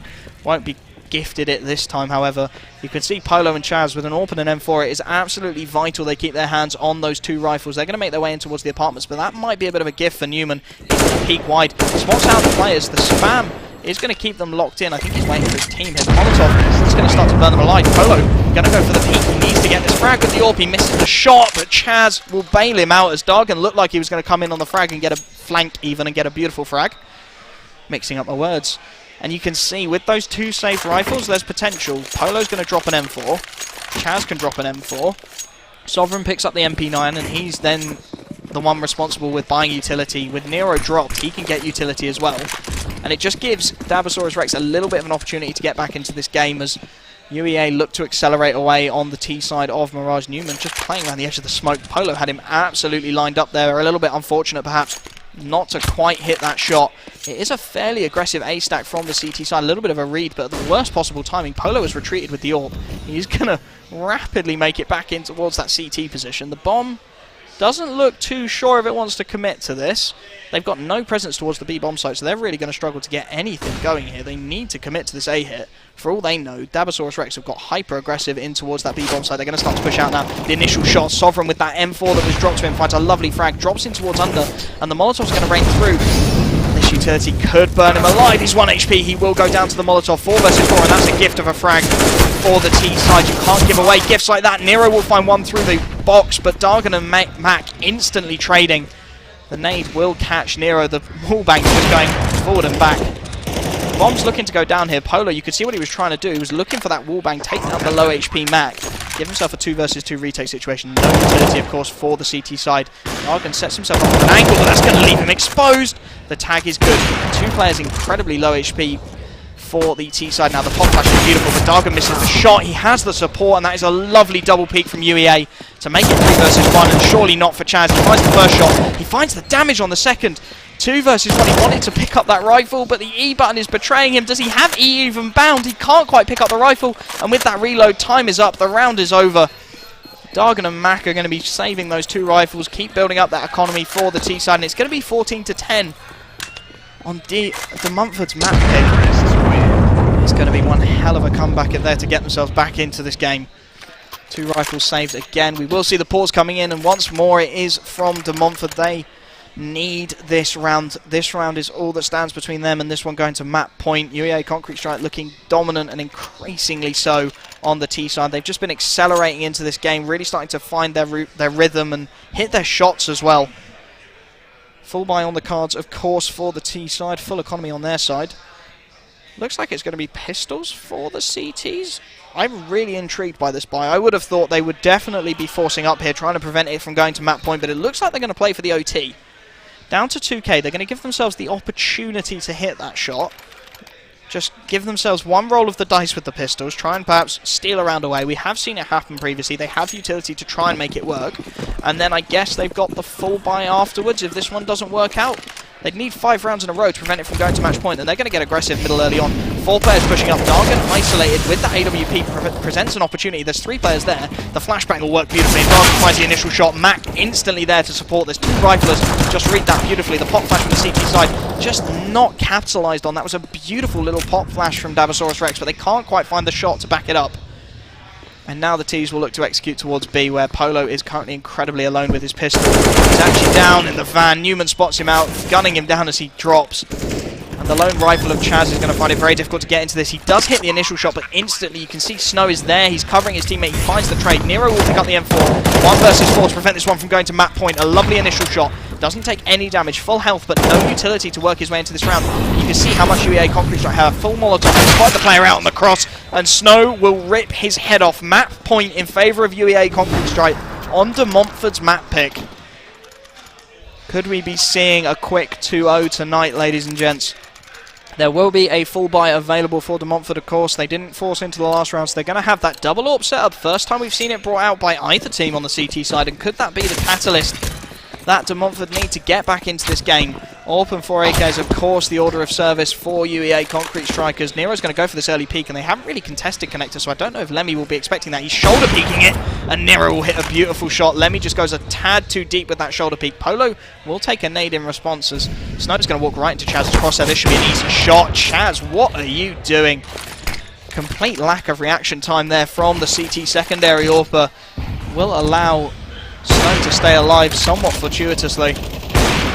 Now Chaz looking to make amends through the smoke. Not quite going to connect the shot. 5 versus 4, and now UEA starting to look a little bit rattled. They haven't got a lot of map to work with here. Dargan will find the pick onto Nero. That's one of those AWPs dropped. They should know that Chaz has got the secondary towards the B bomb site, so I wouldn't be too surprised if we see a utility execute towards A coming out here. Full utility, of course, available on Newman, Mac, and Snow. They just... Dabosaurus Rex really not bled out any kind of utility from the T side. As the execute is going to come in, this is Snow lining up a smoke. Newman's going to line up one of his own by the looks of things. Snow doesn't want Newman to stand there by the looks of things. And it is going to be this push on towards the A bomb site. You've got Sovereign and Mini into cover. There's a Molotov on Sovereign. If he lobs that towards the ramp, then they're going to have to take time to get a smoke out to put it out. And there you go, exactly as predicted. Sovereign's buying time. 30 seconds left on the clock, and Now it starts to get a little bit difficult for UEA. The clock now favours Dabosaurus Rex, and the push is going to come through. 20 seconds left on the clock. They need to start hitting their shots here, and the pressure is all onto UEA now as they're going to make their way out onto this A-bomb site. Full execute, but Sovereign, he's going to spam out from double. That'll give away his position, but 12 seconds left on the clock. Sovereign just needs to stay alive. He finds the first minis there in support, and Sovereign finally taken down, but 7 seconds. That bomb has got to go down. It's got to go down now. Dargan tries to go through the smoke to make a play. Polo denies the bomb plant, and Mini will swing wide to find the final frag. De Montfort are not down and out yet. The clock, the real enemy of UEA there. They just didn't quite plan it right with the timings. Still map point, of course, to the T side, but 4 more rounds needed to keep De Montfort in their own map pick. AKs across the board from UEA Concrete Strike, not looking to pull off anything too fancy. The double AWP setup kept on by De Montfort, of course. It was the catalyst that got them into this game as they go for a double AWP peek mid. What is that play? Oh, okay. Whatever floats your boat. Newman tries to spam through the smoke and is incredibly lucky to get away with his life there. Mac now trying to do the same. They are playing with fire as Dargan goes for the early peek against the double AWPs. Still 2 AWPs in towards mid as Mini from Connector. And Dargan will finally be taken down. Chaz does hit the initial shot. Double AWP in towards mid is not something I've ever commentated on before, as Newman's trying to challenge this AWP, and that is never going to work. Without utility, you're not going to hit that shot, and Chaz finds a lovely wallbang. Polo's nice and aggressive. Lemmy has the cover here. He's there. He flicks, but the head ducks. And Polo's still staying alive, still buying time for his team. Will find a second, and could it be a flawless round from De Montfort? Start to build up their own economy and make this one seriously competitive. Polo, the last man alive, flashed out to go for that peek. He spots out the last player, and you can see Mac incredibly aware that he's the last man on this server for UEA. There's nothing in it for him, and Chaz will hit a beautiful headshot for his third. 15-12. Things start to get really interesting here. The built-up economy for UEA will mean they've got another full buy to work with. Double AWP setup seems to be working out for De Montfort. You've got to wonder why they didn't bring it out earlier. Dargan finally calls the first tactical pause for UEA. Expect them to be discussing how they're going to execute, how they're going to find that last round into map 1. Take it over the line and go to their map pick of Inferno and try and close this one out in quick fashion.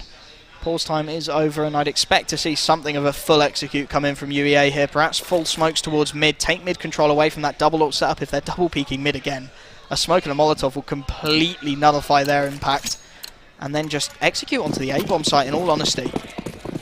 The AWPs are going to go for that double mid peek again, and it looks like Mini and Sovereign will be left to try and defend this. Newman wants to go straight through that. They're going fast here. UEA do not want to mess about. Sovereign's made his way in towards underpass, and you can see how isolated they are. Sovereign gets the double. He's looking for the triple. Lemmy finally able to find the trade. Snow gets one more, but Nero with a beautifully timed peek leaves Mac 1 versus 3. And again, UEA just guilty of not clearing under dark. Oh, that's a lovely headshot initially from Mac. He finds the second through the smoke. Surely not. 1 versus 1. Mac will get the bomb plant relatively safely. Nero does have the opportunity to try for the wallbang if he wants to give away his position. He will. He gets the leg. Mac down to 44. Has the smoke in his hands as he makes his way in towards CT. The bomb is planted for him. I don't know why Mac is challenging this angle, but he will find the shot and find map number 1. UEA take it 16-12, looking very happy with themselves there on the camera. They took De Montfort's map pick away from them, and now they will be going on to Inferno. Somewhat of home territory for them. Lemmy looks absolutely knackered, ladies and gents. A good first map from them. Somewhat guilty of not clearing all of their angles necessarily, as Newman just showing how happy he is with the result there. UEA arguably a little bit fortunate to really get that round going their way. I think if De Montfort just had that little bit more fragging power, a little bit more economy, and a little bit more utility available to them, then that round goes completely differently. But Sovereign from under just got so many frags. He should not be allowed to do that. He shouldn't be swinging for 2, for 3. Yeah, all right, Newman. Don't let your ego get too big, mate. Yeah, De Montfort, Sovereign swinging from under should not be getting a double kill there in any circumstance. The Molotov instantly off of wood should be going under dark, and they should be clearing that angle. So UEA perhaps a little bit fortunate to take that first map, but they have managed to do it, and now they will be heading on to their own map pick of Inferno, a map that some would say is their absolute home. They're going to be looking for executes across the server there. And I've just seen Newman leave the building, so I don't know quite what we're going to do here, whether we're going to go to a break or we're going to keep chatting for a little while longer, but I will keep talking as long as I have to. Yeah, UEA didn't really see a lot of what I was hoping to see from them. They didn't really pull out the full executes quite as much as I'd like. I think, again, in that one round where Mac clutches it out 1v3, if they go for a full execute, that smoke towards jungle cuts off Nero, smoke towards connector cuts off the second swing, and then Sovereign's alone under. You throw the Molotov, he swings wide, that's an instant kill. I think UEA guilty perhaps of getting a little bit too confident as the round started to flow their way. Alright, sweet. I think UEA a little bit guilty of perhaps starting to feel like they were guaranteed to win this one. But they managed to pull it off in the end, and we will be heading to Inferno very shortly. We're going to be going to a very quick break. I'll be back in about 3 minutes to run you through what's going to be happening on Inferno, and I will see you guys then.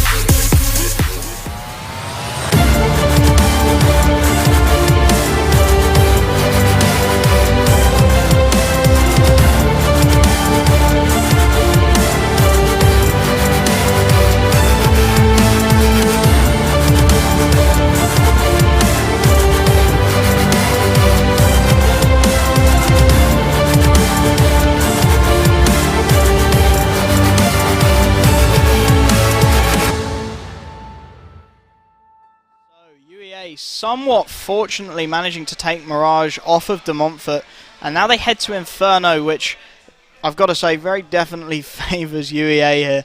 We're going to see so many executes coming out across the board, and if we don't, I'm going to be so mad at UEA because I've seen them practicing so many executes this morning. They're going to be able to just cut out so much of the map from De Montfort. We're going to need to see someone go absolutely huge for the Dabosaurus Rex side. I hate that name so much. We're going to need someone to go absolutely massive. They're going to need to start finding their shots, hitting more and more consistent shots as well. And we're going to need to see them taking map away consistently from UEA. Of course, UEA are going to be starting on the CT side, and I think that almost plays into the hands of De Montfort a little bit. because on the T side you can get a little bit crazy. You can just go for those fast plays. I think potentially a fast banana, a fast apartments waterfall out from De Montfort could be absolutely huge, but it's going to take something absolutely incredible from De Montfort to even take this to the third map of Overpass after UEA almost lazily take Mirage throughout that game. They weren't necessarily clearing all of their angles. They were leaving players on site. They were leaving Sovereign in towards Dark to get double and triple kills and still converting the rounds. And I think that really speaks to the quality of the roster that UEA have brought here. Any other team in that situation, Sovereign swings wide, gets the double. The triple comes through from Nero on that AWP peak. Max left 3 versus 1. This round is over. He has no business winning that, but the peak from Connector's just a little bit mistimed, then straight through the smoke. Mac just reads the play beautifully, and again, that really just speaks to who he is as a player and how ridiculous of shots he's been hitting throughout that first map. UEA arguably a little bit fortunate to take map 1 in that sort of a fashion against a De Montfort side who I really thought could challenge on a map like Mirage, but I was disappointed not to see the kind of aggression that I was looking for on either side, either the T or the CT from De Montfort. I wanted to see them getting aggressive in towards Palace. I wanted to see them pushing all of those angles. I wanted to see a pot flash in towards ramp, get that peak wide, catch them with the utility in their hands, but we didn't see any of that, and they looked to play a brand of CS that arguably isn't really them. They wanted to go for that execute style play. They wanted to use full utility, but UEA were ready for that, and of course they're ready for that. That's their play style. That's their home territory. That's what they love to do. They love to use that utility to cut out all of the opportunities. So as soon as they see it coming across, they're going to know the exact counters. They run that strat. If they run that strat, they're going to know what the counter is naturally, and they're not going to have any issues dealing with it. So De Montfort, in this second map, they're going to need to go big. They're going to need to go mad. They're going to need to start hitting some ridiculous headshots. Otherwise, I think this map is very easily going to go to UEA, and we're going to see a swift 2-0. And I don't want to see that. I want to see it go to Overpass. I want to see these two teams really battle it out across a 3-map series. Arguably that Mac 3 versus 1 clutch, the best play we've seen so far, but he was gifted that. The peak from Connector should never have come through. He shouldn't be challenging that angle in a 3 versus 1 situation. He doesn't need to. But when he does, it just goes south, and that's really unfortunate for De Montfort. They looked like they had that round in the bag. They looked like they were going to drag that map to OT, and I think UEA, in an OT situation, could have buckled under the pressure. They were just starting to show cracks. They were just starting to not clear their angles. They were just starting to lazily push onto site. There was no flash across on that last round. There was no utility until very late on. That smoke came, I think it was like, Mac was already halfway onto the site when they smoked off jungle. Like, UEA was starting to show cracks, and I think they've almost been gifted the opportunity to take this 2-0 here, because they can reset now. They can mentally just go, take a break. Inferno's their home map. They don't need to feel the pressure necessarily to get that initial win, to get yourselves off on the front foot. They're there now. And they're going on to Inferno, a map that they're incredibly comfortable on. They knew this Vito was going to be going that way. They've been practicing this map all morning. They know every execute, every angle. They're going to be an incredibly tough nut to crack for De Montfort. And I would say the win condition for De Montfort to take this to a third map is to go mental. They need to go huge. We need to see simple-esque plays across the board from them. We need to see them hitting absolutely every single shot. They can't be missing those easy opportunities to get picks. We saw both teams early on, and that really surprised me actually. Both teams early on were missing a lot of picks, despite having warmed up for 4 hours or so. I believe the only thing they could have said of it is that they've just cooled down. They've been waiting in that run for a little while for the server to come up, and they've just lost that edge because they were hitting some ridiculous shots early on in the warm-ups, and then they get into that server and they're missing, and I think De Montfort, on map 2, they need to capitalise on that. De Montfort need to come out all guns blazing on the T side. They need to start picking people off early. They need to make it as difficult as possible for UEA to hold their utility. We need to see De Montfort consistently bleeding utility out of that CT side. And if they can do that and get it into the situation where, say, it's 4 versus 3 take onto the B-bomb site, the CTs are very low on utility, and De Montfort have got 2 players towards apps, 1 short, 1 long, say, then they can start to converge on a site. They know they've got the firepower advantage. They know they've got the utility advantage, and that is where De Montfort could really start to build themselves up a little bit of a game. And if they don't do that, then UEA are just going to walk over them in map 2, because we saw on map 1 they were lazy. They weren't peeking their angles, they weren't checking everything, and they were still winning rounds because the individual skill is so high. So De Montfort are going to need to go big here, and we can see the players just starting to get into Inferno. Chaz is currently on the wrong side as far as I'm aware. They should be on the T side, but we will be getting into map number 2 very, very shortly, and you can almost see exactly what I'm on about. You can see the difference in how they're looking. UEA looks so happy, so confident. They know they've got that 1-0 lead. They know they can start to just play their own brand of CS. They don't have to be so cautious. They don't have to worry anymore. They've got a buffer of a map, and they're going to an overpass third. Again, a map that both teams have practiced immensely hard, so both teams are going to be really good on overpass, I believe, but I don't think we're going to see it. I think UEA are just going to stomp their way through Inferno, just riding on the high of winning that game, arguably in mediocre fashion. As we will very briefly be getting into the second map, and I hope I'm wrong, I really do. I hope De Montfort can bring something seriously impressive to the party. I hope we see some ridiculous headshots, clean takes to the bomb sites, but Inferno's just such a utility-based map, and that is not normally De Montfort's style. They seem to be trying to change it up here, and that could work for them. Map 1, they had that executes coming out across the map, and I think it was just a mistake to bring that out on Mirage. I think you can't bring out the executes on a map that would really suit your original style of play, suit the puggy, angel-y, pop flash your way out kind of plays that De Montfort are known for. And I think if they'd gone that way about it, then that game goes completely differently. But UEA benefit perhaps from a little bit of indecisiveness on behalf of De Montfort, and perhaps the lack of a coach as well. And they will take the 1-0 lead into Inferno. We will be going live with that very, very shortly as UEA look to make this one a swift 2-0. I'm hoping that everybody's in the server and things are all ready to get underway. UEA looking very confident in their own ability. Again, Mac, in that situation, I mean, he's got a stick or twist. I'm going to keep going back to that last round because as a caster, it just frustrates me immensely the way that De Montfort played that very last round. As we will be getting into this game, so I'm not going to go through the last round. There you go, boys. You're welcome. Chaz has picked up a P250, a flash, and they're going to go early aggressive. Oh, this could be big. Mini needs to hit the shots, and again, Dark just finds the opening entry too easily. Lemmy gets a second, and that mid-aggression instantly just neutralised, and that's, again, De Montfort have to hit those shots. I would just like to point out that the teams at the top are the wrong way round, so if that's confusing you, UEA are currently on the T side, going for those early peaks.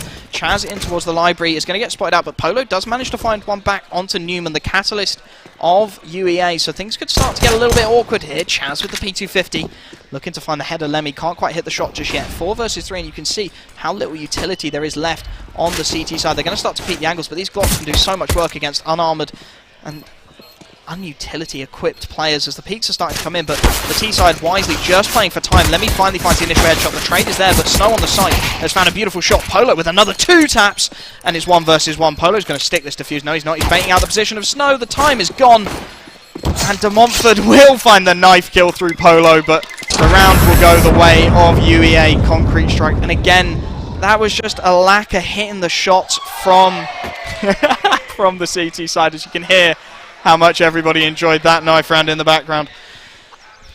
Now, what do Dabosaurus Rex do here? This map is one of those maps where that pistol force into the second round can really work, but it doesn't look like they're going to be committing to that. Polo's picked up the Deagle, of course, with that knife kill. He's got just tons of economy to work with. 2 MAC-10s from the T side as they look to take control of Banana. The Molotov completely missed, and that's going to allow the CTs to start to get a little bit aggressive, and this is what I wanted to see from De Montfort. They're going to start to take a little bit of control of the map away. Nero playing a slight off angle here. Will have an opportunity. Newman's going to peek him with a nade out, but he can't hit the shot again. Dargan gifted that frag. Absolutely should have got at least 1 dink there, the De Montfort banners. The early advantage again goes to UEA Concrete Strike, and they're going to just straight execute onto this B-bomb site. They've got top Banana control. It's going to be down to Polo on that Deagle to really do the work. Chaz can't be expected to get too much from new boxes with that USPS. UEA Concrete Strike are taking absolutely no risks here. They've got the mid-hold, they've got the second mid-hold. They are not letting any kind of aggressions come in from the CT side, and that was what I expected to see from UEA. Just waiting for their time. The round slows down now as the utility execute is going to look to come in, and Polo needs to go absolutely happy on the T side here. Dargan finds the first pick, and Polo swings wide, but he can't hit the shot. Newman running and gunning with that MAC-10, of course, the perk of the SMG. Will leave Mini and Sovereign with USPSs and nothing else to try and find anything they can. At this point, it is just a damage limitation exercise for the CT side, and Mini will get caught with his knife out, finds a little bit of damage as Sovereign left last man alive. Newman's going to try and hunt him down with the MAC-10, but that's a beautiful headshot from Sovereign.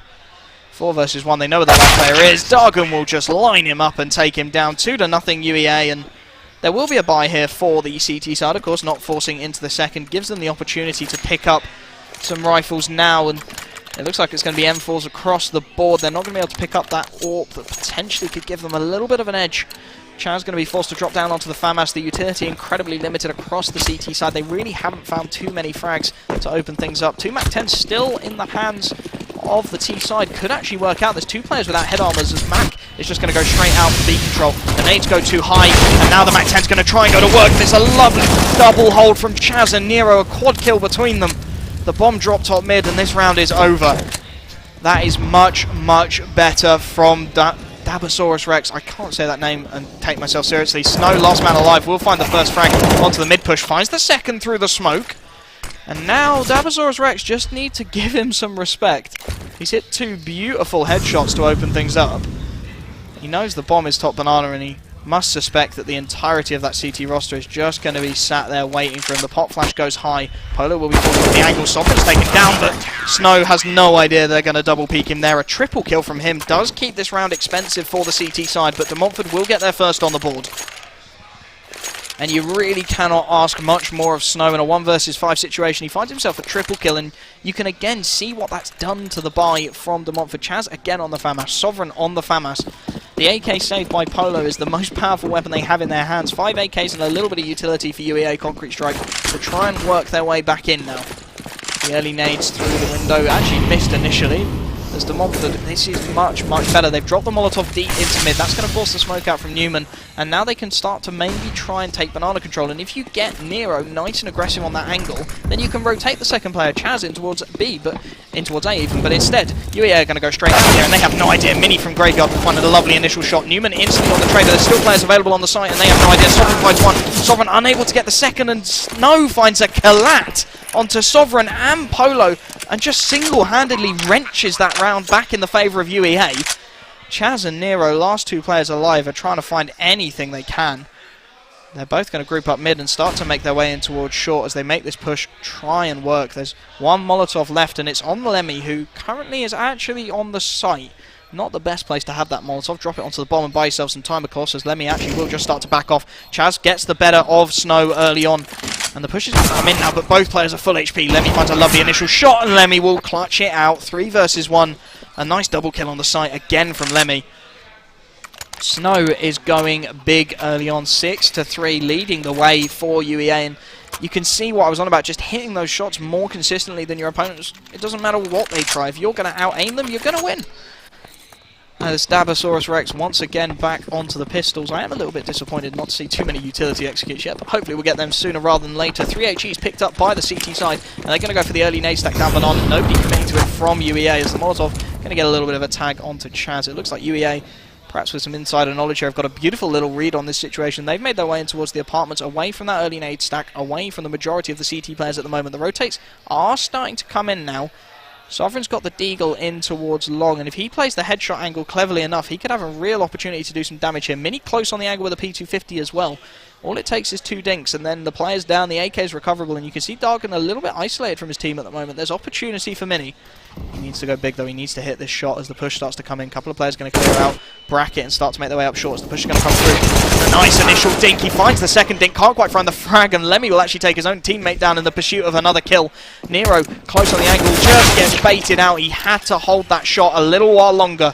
Leaves Polo and Chaz 2 USPSs. Again, this is damage limitation at this point. So much utility still available for the T side as the pushes start to come in. Snow's going to go for these peaks, and he'll spot out the first USPS. Chaz rip his head off. And Polo, the last man in towards Library. There is nothing left for him in this round. He is in Library. He's absolutely cut off. So far away from the site. Snow still has a HE, a smoke, and a Molotov just to keep locking him out if he wants to. Instead, he's going to be holding from Boiler in towards bracket, making sure there's no aggression from mid from a second player. An understandable hold you would expect. Perhaps if there's 1 USPS there, you get the second pushing in, but Polo just going to hold in Library and look to perhaps catch Newman on the exit here. He's looking for their shots, playing the off angle, and he can't quite hit the shot. The aim punch will betray him. It'll be 4-1 in favour of UEA, and they are looking good so far on Inferno. And of course, 3 rifles saved. You can see they're starting to build up bank on a map like Inferno. The T side can be incredibly punishing in terms of economy, but with this early string of rounds, they're really going to start to build up some bank. Polo going to be dropping down onto the FAMAS, and again, Dabosaurus Rex unable to bring out the AWP, and we saw how great the double AWP setup worked out for them on the CT side of Mirage. Unable to do so for economic reasons, as they're actually going to play very passively towards Banana this round. Not looking to take any kind of control, any map away, and the CT side are playing incredibly passive. I'd like to see perhaps a mid-round retake of this banana area later on, but they haven't got the utility to do it, and that's going to allow Newman just to start to swing the nade. They'll know they've forced off the angle with that nade. So they're going to get banana control completely freely here, UEA. They've not taken a single tick of damage, and on a map like Inferno, if you give banana control away to the T side, you're gifting rounds to UEA. You cannot just give away that control of banana. The push is going to start to come in. Snow backs off. The bomb will be recovered by Mac, and it is going to be a 5-man hit towards this B-bomb site, where currently Polo has 2 flashes to work with. He could flash his teammate in. If he flashes Chaz in towards CT, we could see a absolutely ridiculous spray down, but Chaz, perhaps with the worst possible timing in the world, has actually made his way around to Coffins. They'll hear the footsteps now, and the pop flashes will start to rain over. Fully blind Newman, lucky to stay alive there and pushing through the smoke. Lemmy will take down Chaz. A little bit unfortunate there. Polo tries to keep it wide of triple. He'll get one, but instantly Snow is there on the trade, and you can see how with the lack of banana control, they've just outnumbered them onto the site. Like, they've both found, well, Polo's found a frag there, Chaz didn't find any, but they found an initial frag, but there's just 4 players staring back at him. There's nothing he can do in that situation. And now the 3 remaining CT players will back off, and they will look to save these 3 M4s they have in their hands at the moment. Of course, trying to stay on top of the economy on Inferno is just absolutely vital. You cannot emphasize enough how much economy really affects the flow of the rounds on a map like Inferno. So with no money left in the bank across the CT side, the 3 remaining players are going to back off onto A and save, and UEA Concrete Strike not too invested in going for any kind of a hunt here. They haven't got a whole load of bank. Snow will just have a little bit of a clear in towards Mexico, not going to spot anyone else, so 4 rifles kept alive for the T side. Just allows them, again, further build that economy. Just keep it rolling in, give yourselves opportunities. If rounds slip up, if rounds go the wrong way, you've still got buys on the cards. You're not instantly back on the pistols. As the force looks like it's going to come in. The pause is called by Dabosaurus Rex as they try and work out what they want to do here. Chaz has picked up a Deagle, which surprises me, because with Nero, Mini and Sovereign managing to save rifles, you could make an argument for dropping across a couple of FAMASs, and then you get armor, you get utility onto the 2 players who are dropped with, what, 250 for a FAMAS? You've got enough money onto the 3 remaining players to at least get a smoke and a flashbang to try and enable some kind of a push. But Chaz instantly picking up that Deagle is a little bit of a curious one. This pause doesn't look like it's ending anytime soon. I don't know if this is a tech or not. Dargon on $1,400. I suspect he's been dropped something. I don't know if he's got the AWP thrown about the place. I believe this is a tech pause of some description, because it doesn't look like it's counting down to anything. So I will wait for any more information I can give you guys on where that tech pause is going. As UEA really showing their style on the T side of Inferno so far. They have had no issues ploughing their way through this Dabosaurus Rex roster multiple times. And again, I just want to see De Montfort take control of some of this map. They need to try and get something to work with. You can see on the scoreboard, Snow is 8 and 3. Somehow Lemmy's ahead of him, probably planted the bomb more times. Welcome to CS. But you can see the dominance in that scoreboard across the board. 8 to 3 for Snow, 5 to 2 for Lemmy. And despite multiple players saving, you can see like the frags don't necessarily reflect the performance so far from UEA Concrete Strike. They've been saving multiple rounds the CT side, so they haven't necessarily been racking up those frags quite the way they should, but they've got so much economy built up that they can really start to just play their own style of CS, not worry about having to drop down onto the pistols, having to have a lesser buy. And you can see the consequence of the new economy, middle on the right, the full loss bonus available for Dabosaurus Rex. So even if they lose a round here, if they win a round and then lose one immediately after, they're still going to be on $2,900 loss bonus.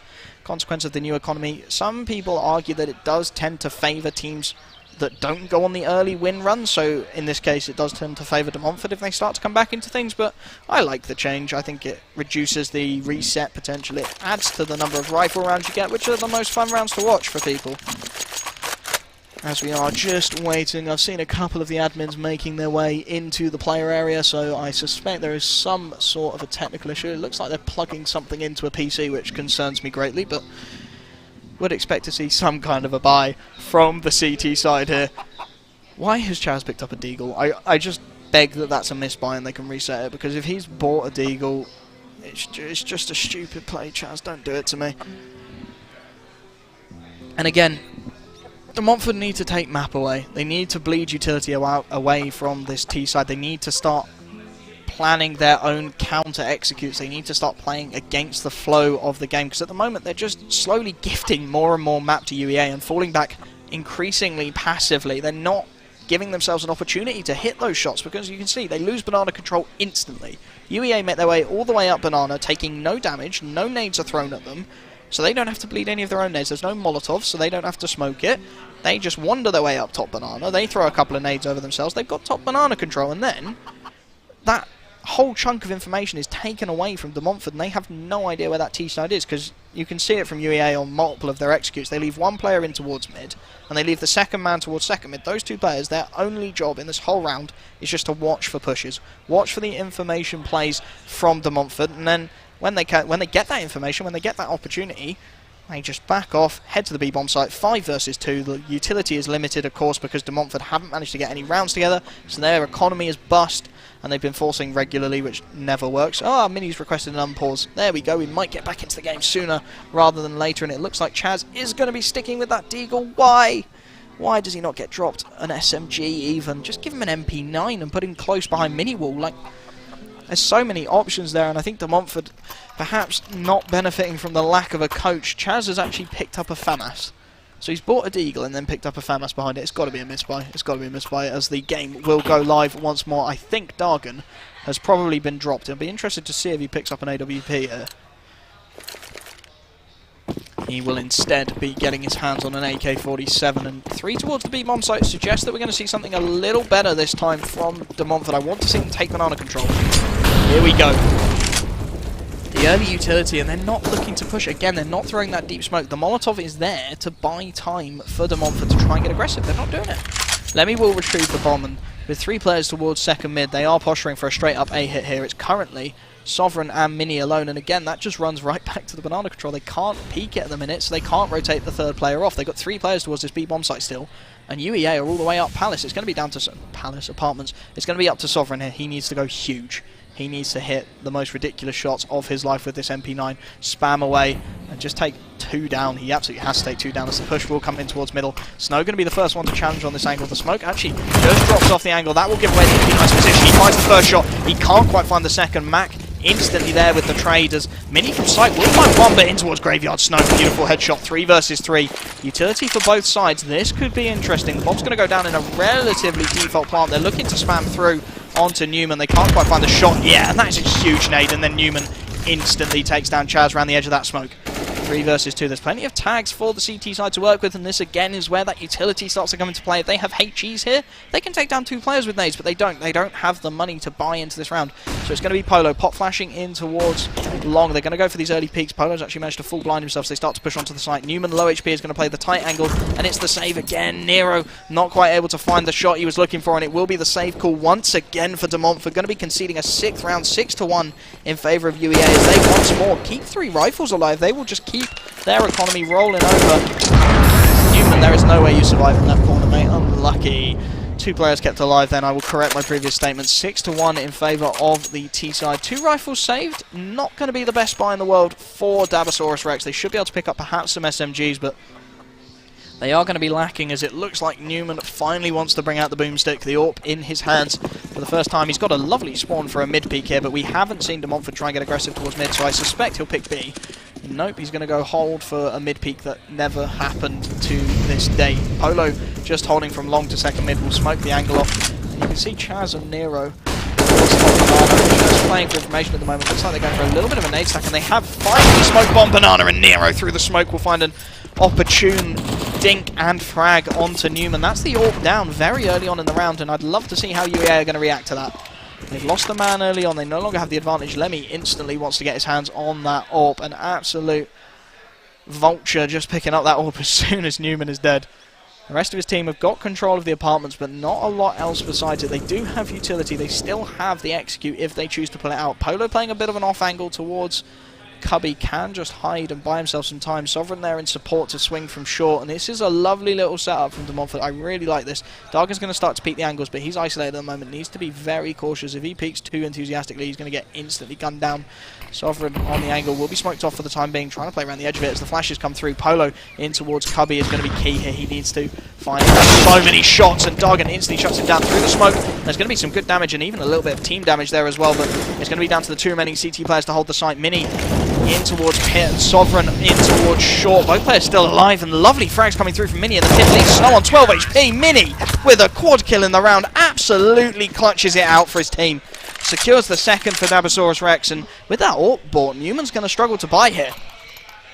That was much, much better from de Montfort, arguably favoured by the fact that UEA tried to execute onto that A-bomb site, but Mini, he stood up, and he was one of those players that I said you need to watch out for him, because if you give him that opportunity, if you give him those isolated 1v1s, he's going to rip your head off. And he's looking to get into this map too in style. Polo currently holding deep down middle. That's a ballsy hold. Dargan's had to drop down onto the Mac 10, but otherwise that there, apart from that, there is a full buy available, as Newman isn't going to allow him to take banana control this time. He has Dargan with the Mac 10 to bait, and then he just needs to tap away at their heads. The nade's going to rain through to top banana.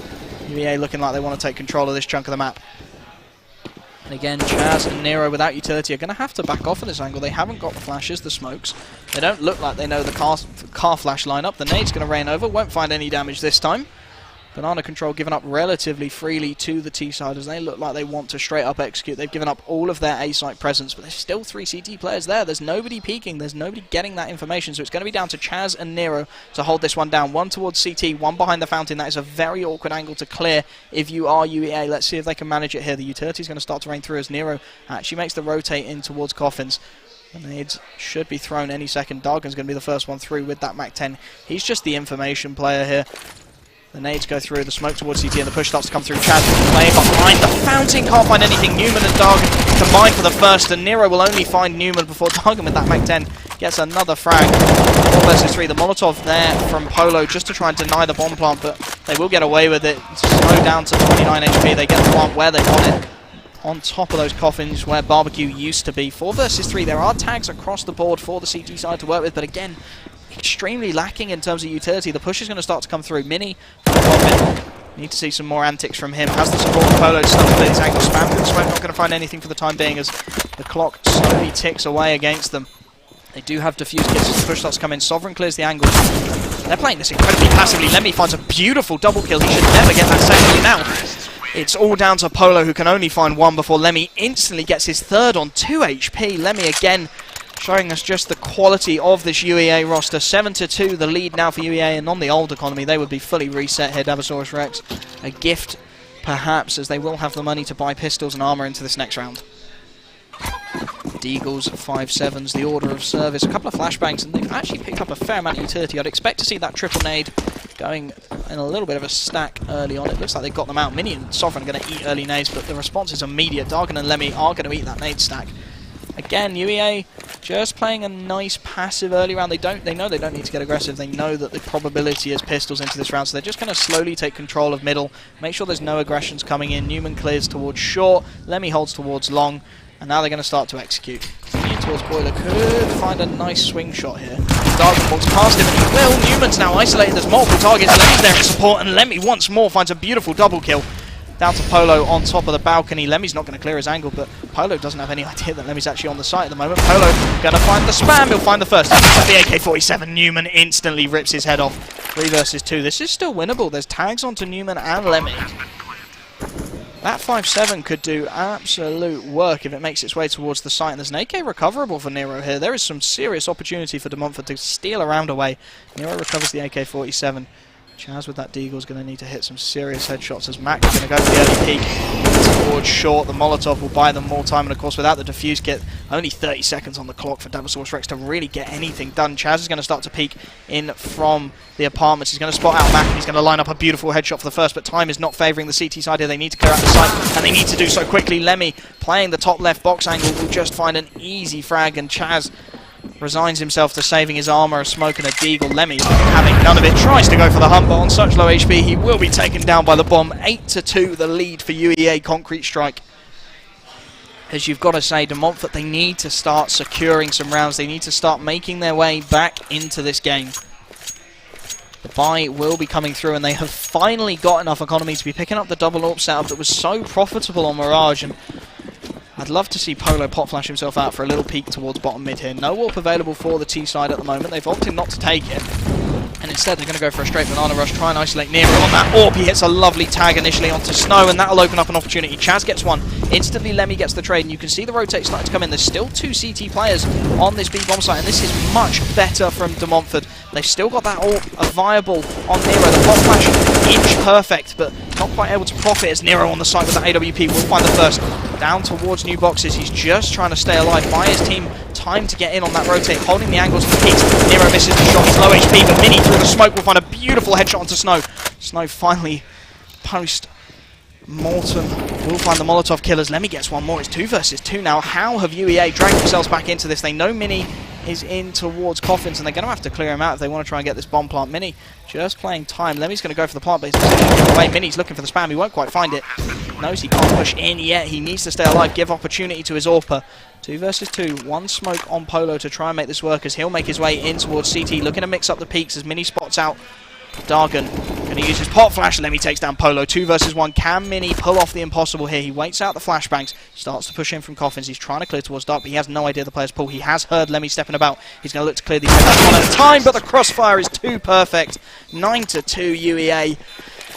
And that's just showing perhaps the experience this UEA roster have over De Montfort. That crossfire was inch perfect. They absolutely knew exactly how Mini was going to look to push that. They set themselves up so that in any possible circumstance, they're never going to both get killed in that circumstance. There's a 180 for Mini. He's never going to hit that.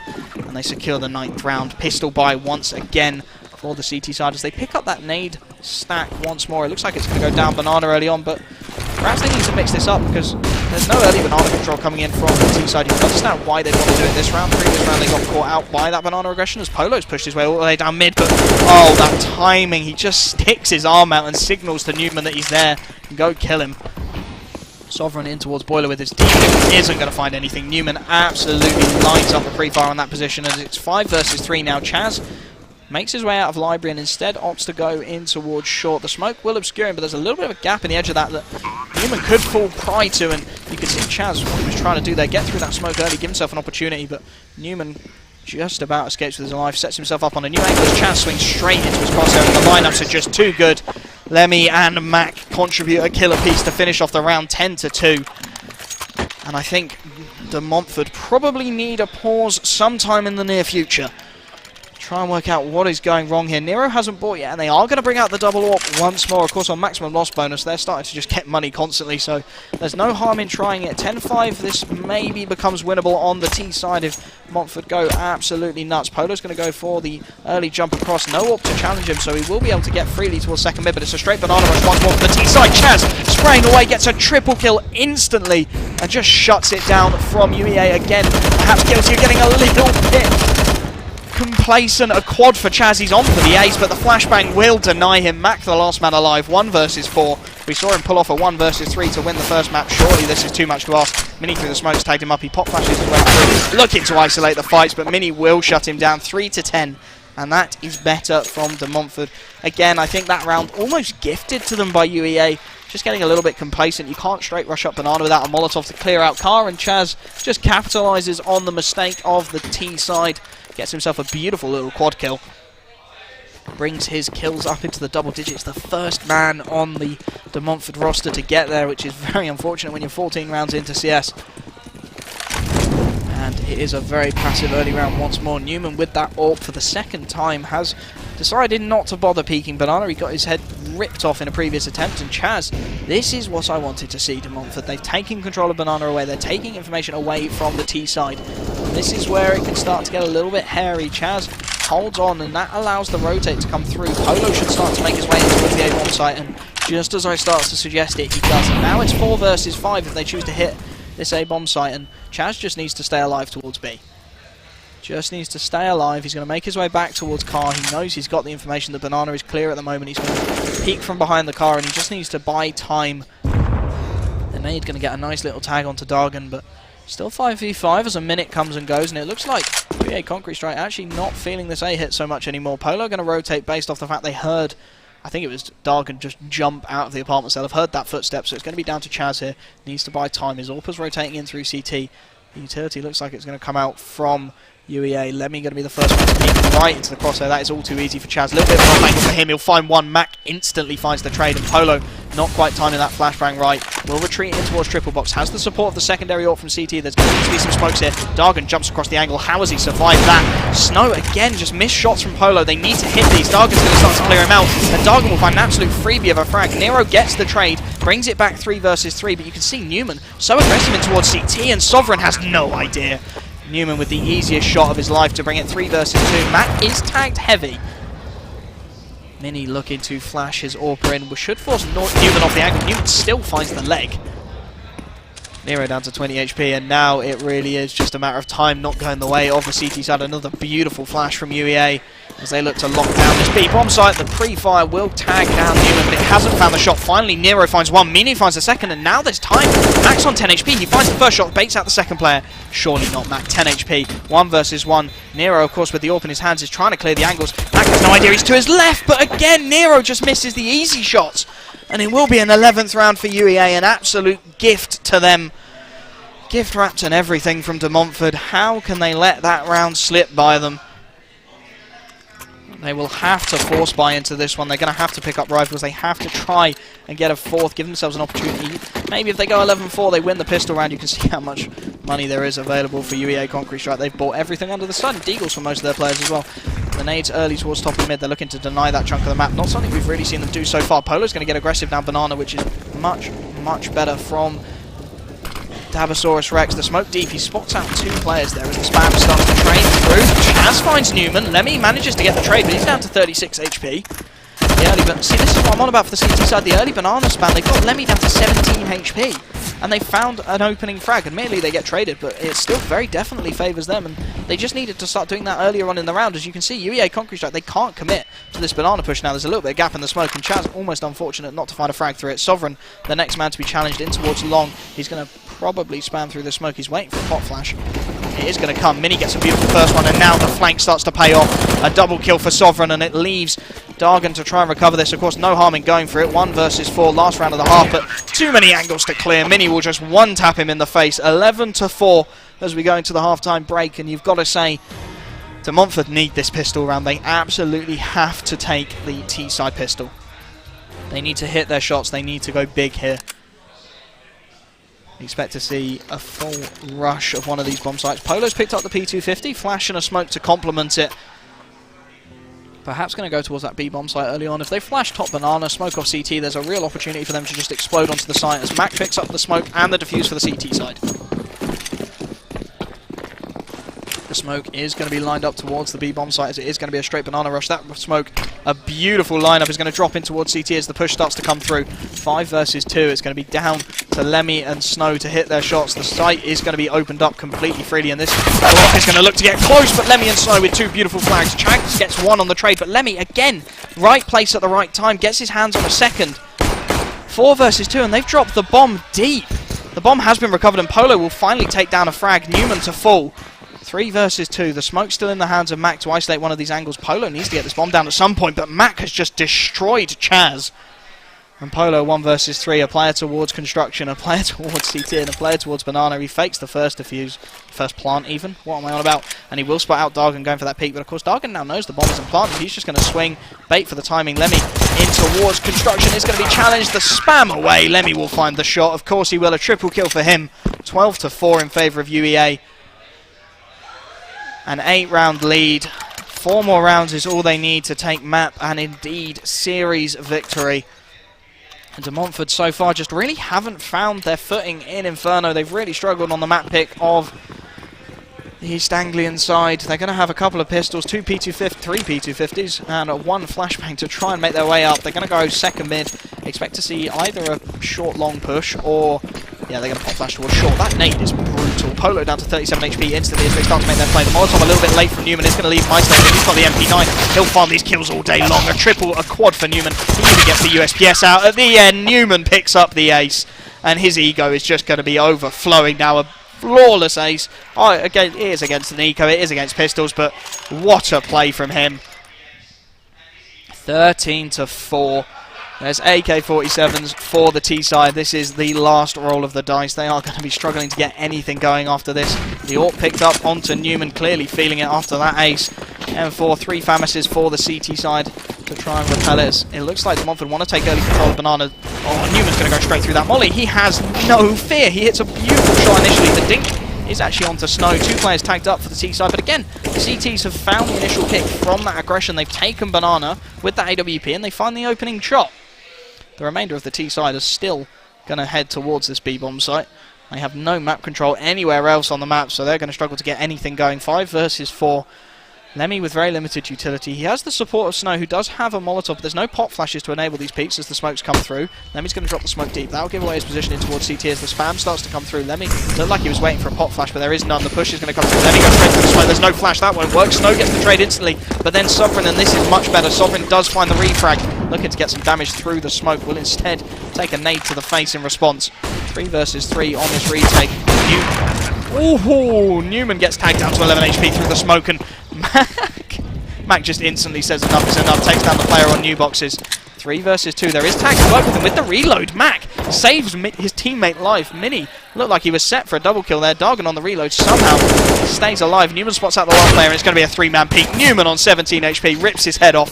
14 to 4. The retake beautifully executed from UEA. Concrete Strike not losing a man.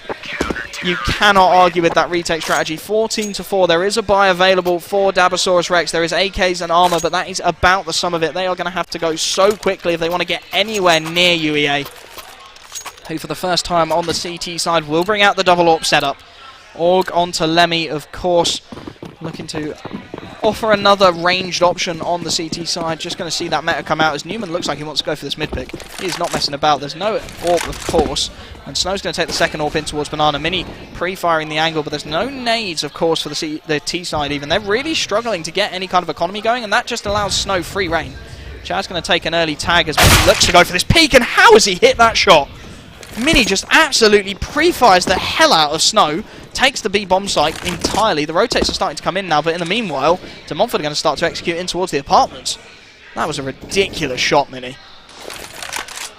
5 versus 4. The man advantage for de Montfort in the first time in a long time. Newman holding in towards the boiler, but it looks like at the moment the T side not quite sure where they want to go. They might choose to go out boiler finally. Newman's got to try on multiple angles at once, misses the initial shot just about. The Molotov goes down to prevent the long push, and instead the T's are going to head through short. There's plenty of players on site to try and stop this. Mac and Dargan combine. Newman finally there to get third, and this push has just been decimated. Nero's able to get 1 in response, but he's tagged down to 8 HP, and they're going to have to hightail it towards this B-bomb site now. Currently nobody home for the CT side. Lemmy, a little bit premature in his rotate, but you can understand it. They want to give themselves the best retake opportunity, and Lemmy's actually got a Molotov to work with here. He could do so much work. There's no smoke for CT, of course, from the T side, and he'll be hearing all of these footsteps as he starts to sneak his way in towards construction. The Molotov lineup, that's to prevent the coffin spawn. It's going to do exactly that. Mini has to get aggressive. He can't find the shot, and that leaves an incredibly low HP Nero to get gunned down by Lemmy, and it is map and series point 15 to 4 in favour of UEA Concrete Strike.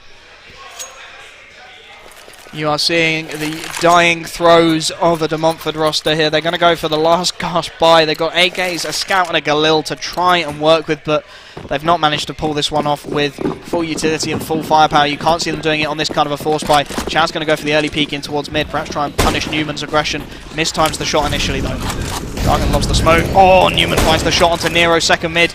You can see that confidence in him. He's just instantly gone in towards the apartments, finds a beautiful pick as the nades rain down Banana. And the damage is already done. Sovereign down to 49. Trying to take Banana control for the T side, but they've got nothing to work with. The Molotov's going to force Snow wide on the angle, and they should have heard that. The pop flash completely missed by the CT side, but 5 versus 4, they can get away with it. They retreat towards the B-bomb site. The Snow drops his own pop flash to get himself back onto that angle. Doesn't spot anyone out, but it is going to be a B-bomb site hit from de Montfort. They're all here. They're all trying to make it work. The smoke into CT, but straight through that smoke. Snow will find Polo. The lineup all too easy for the UEA man, and it's 4-5 versus 3. In fact, as Snow gets the second one through the smoke, Newman able to get one more before he's traded by Sovereign. He got so aggressive towards the bottom of mid, and he's still able to find a frag as Sovereign on 46 HP. 49 HP is left. 1 versus 4 to save his team's hopes of taking the NSE Spring Championship CSGO final. He's going to start to peak. Snow the first man to challenge him, and Snow will rip his head off. 16 to 4, and UEA will take the series 2-0. De Montfort just completely unable. Oh, look at Lemmy. He's so happy, bless him. De Montfort just completely unable to take any kind of a winning stance, get any kind of play going in towards that B or the A-bomb side, they just never really looked like they were going to crack open UEA, and it will be a quick 2-0 win for the East Anglian roster. Lovely stuff from them, and you've got to argue again, De Montfort, they gifted them the first map and they got punished for it. If you're going to give away your own map pick and then go as a puggy team onto an execute map, it's not going to work, and it didn't work, and UEA just stormed their way across the De Montfort roster. There were some lovely individual moments from players like Mini, who hit that awesome triple kill from in towards the pit, but it was isolated and they didn't really manage to string the rounds together to really form any kind of a challenge on the CT side of Inferno. And then after that, they really struggled to get any banana control, and that is just the end of you on Inferno. Now, I do believe we are the last cast for this evening, if I'm correct. I'll wait for the voice in my ear to tell me that one. We are the last cast for this evening, so thank you very much to everybody for watching all of the games today. We will be back tomorrow for 3 more casts from 3 more wonderful casters who got shortlisted for the Caster of the Term competition. We hope you join us then. See you tomorrow.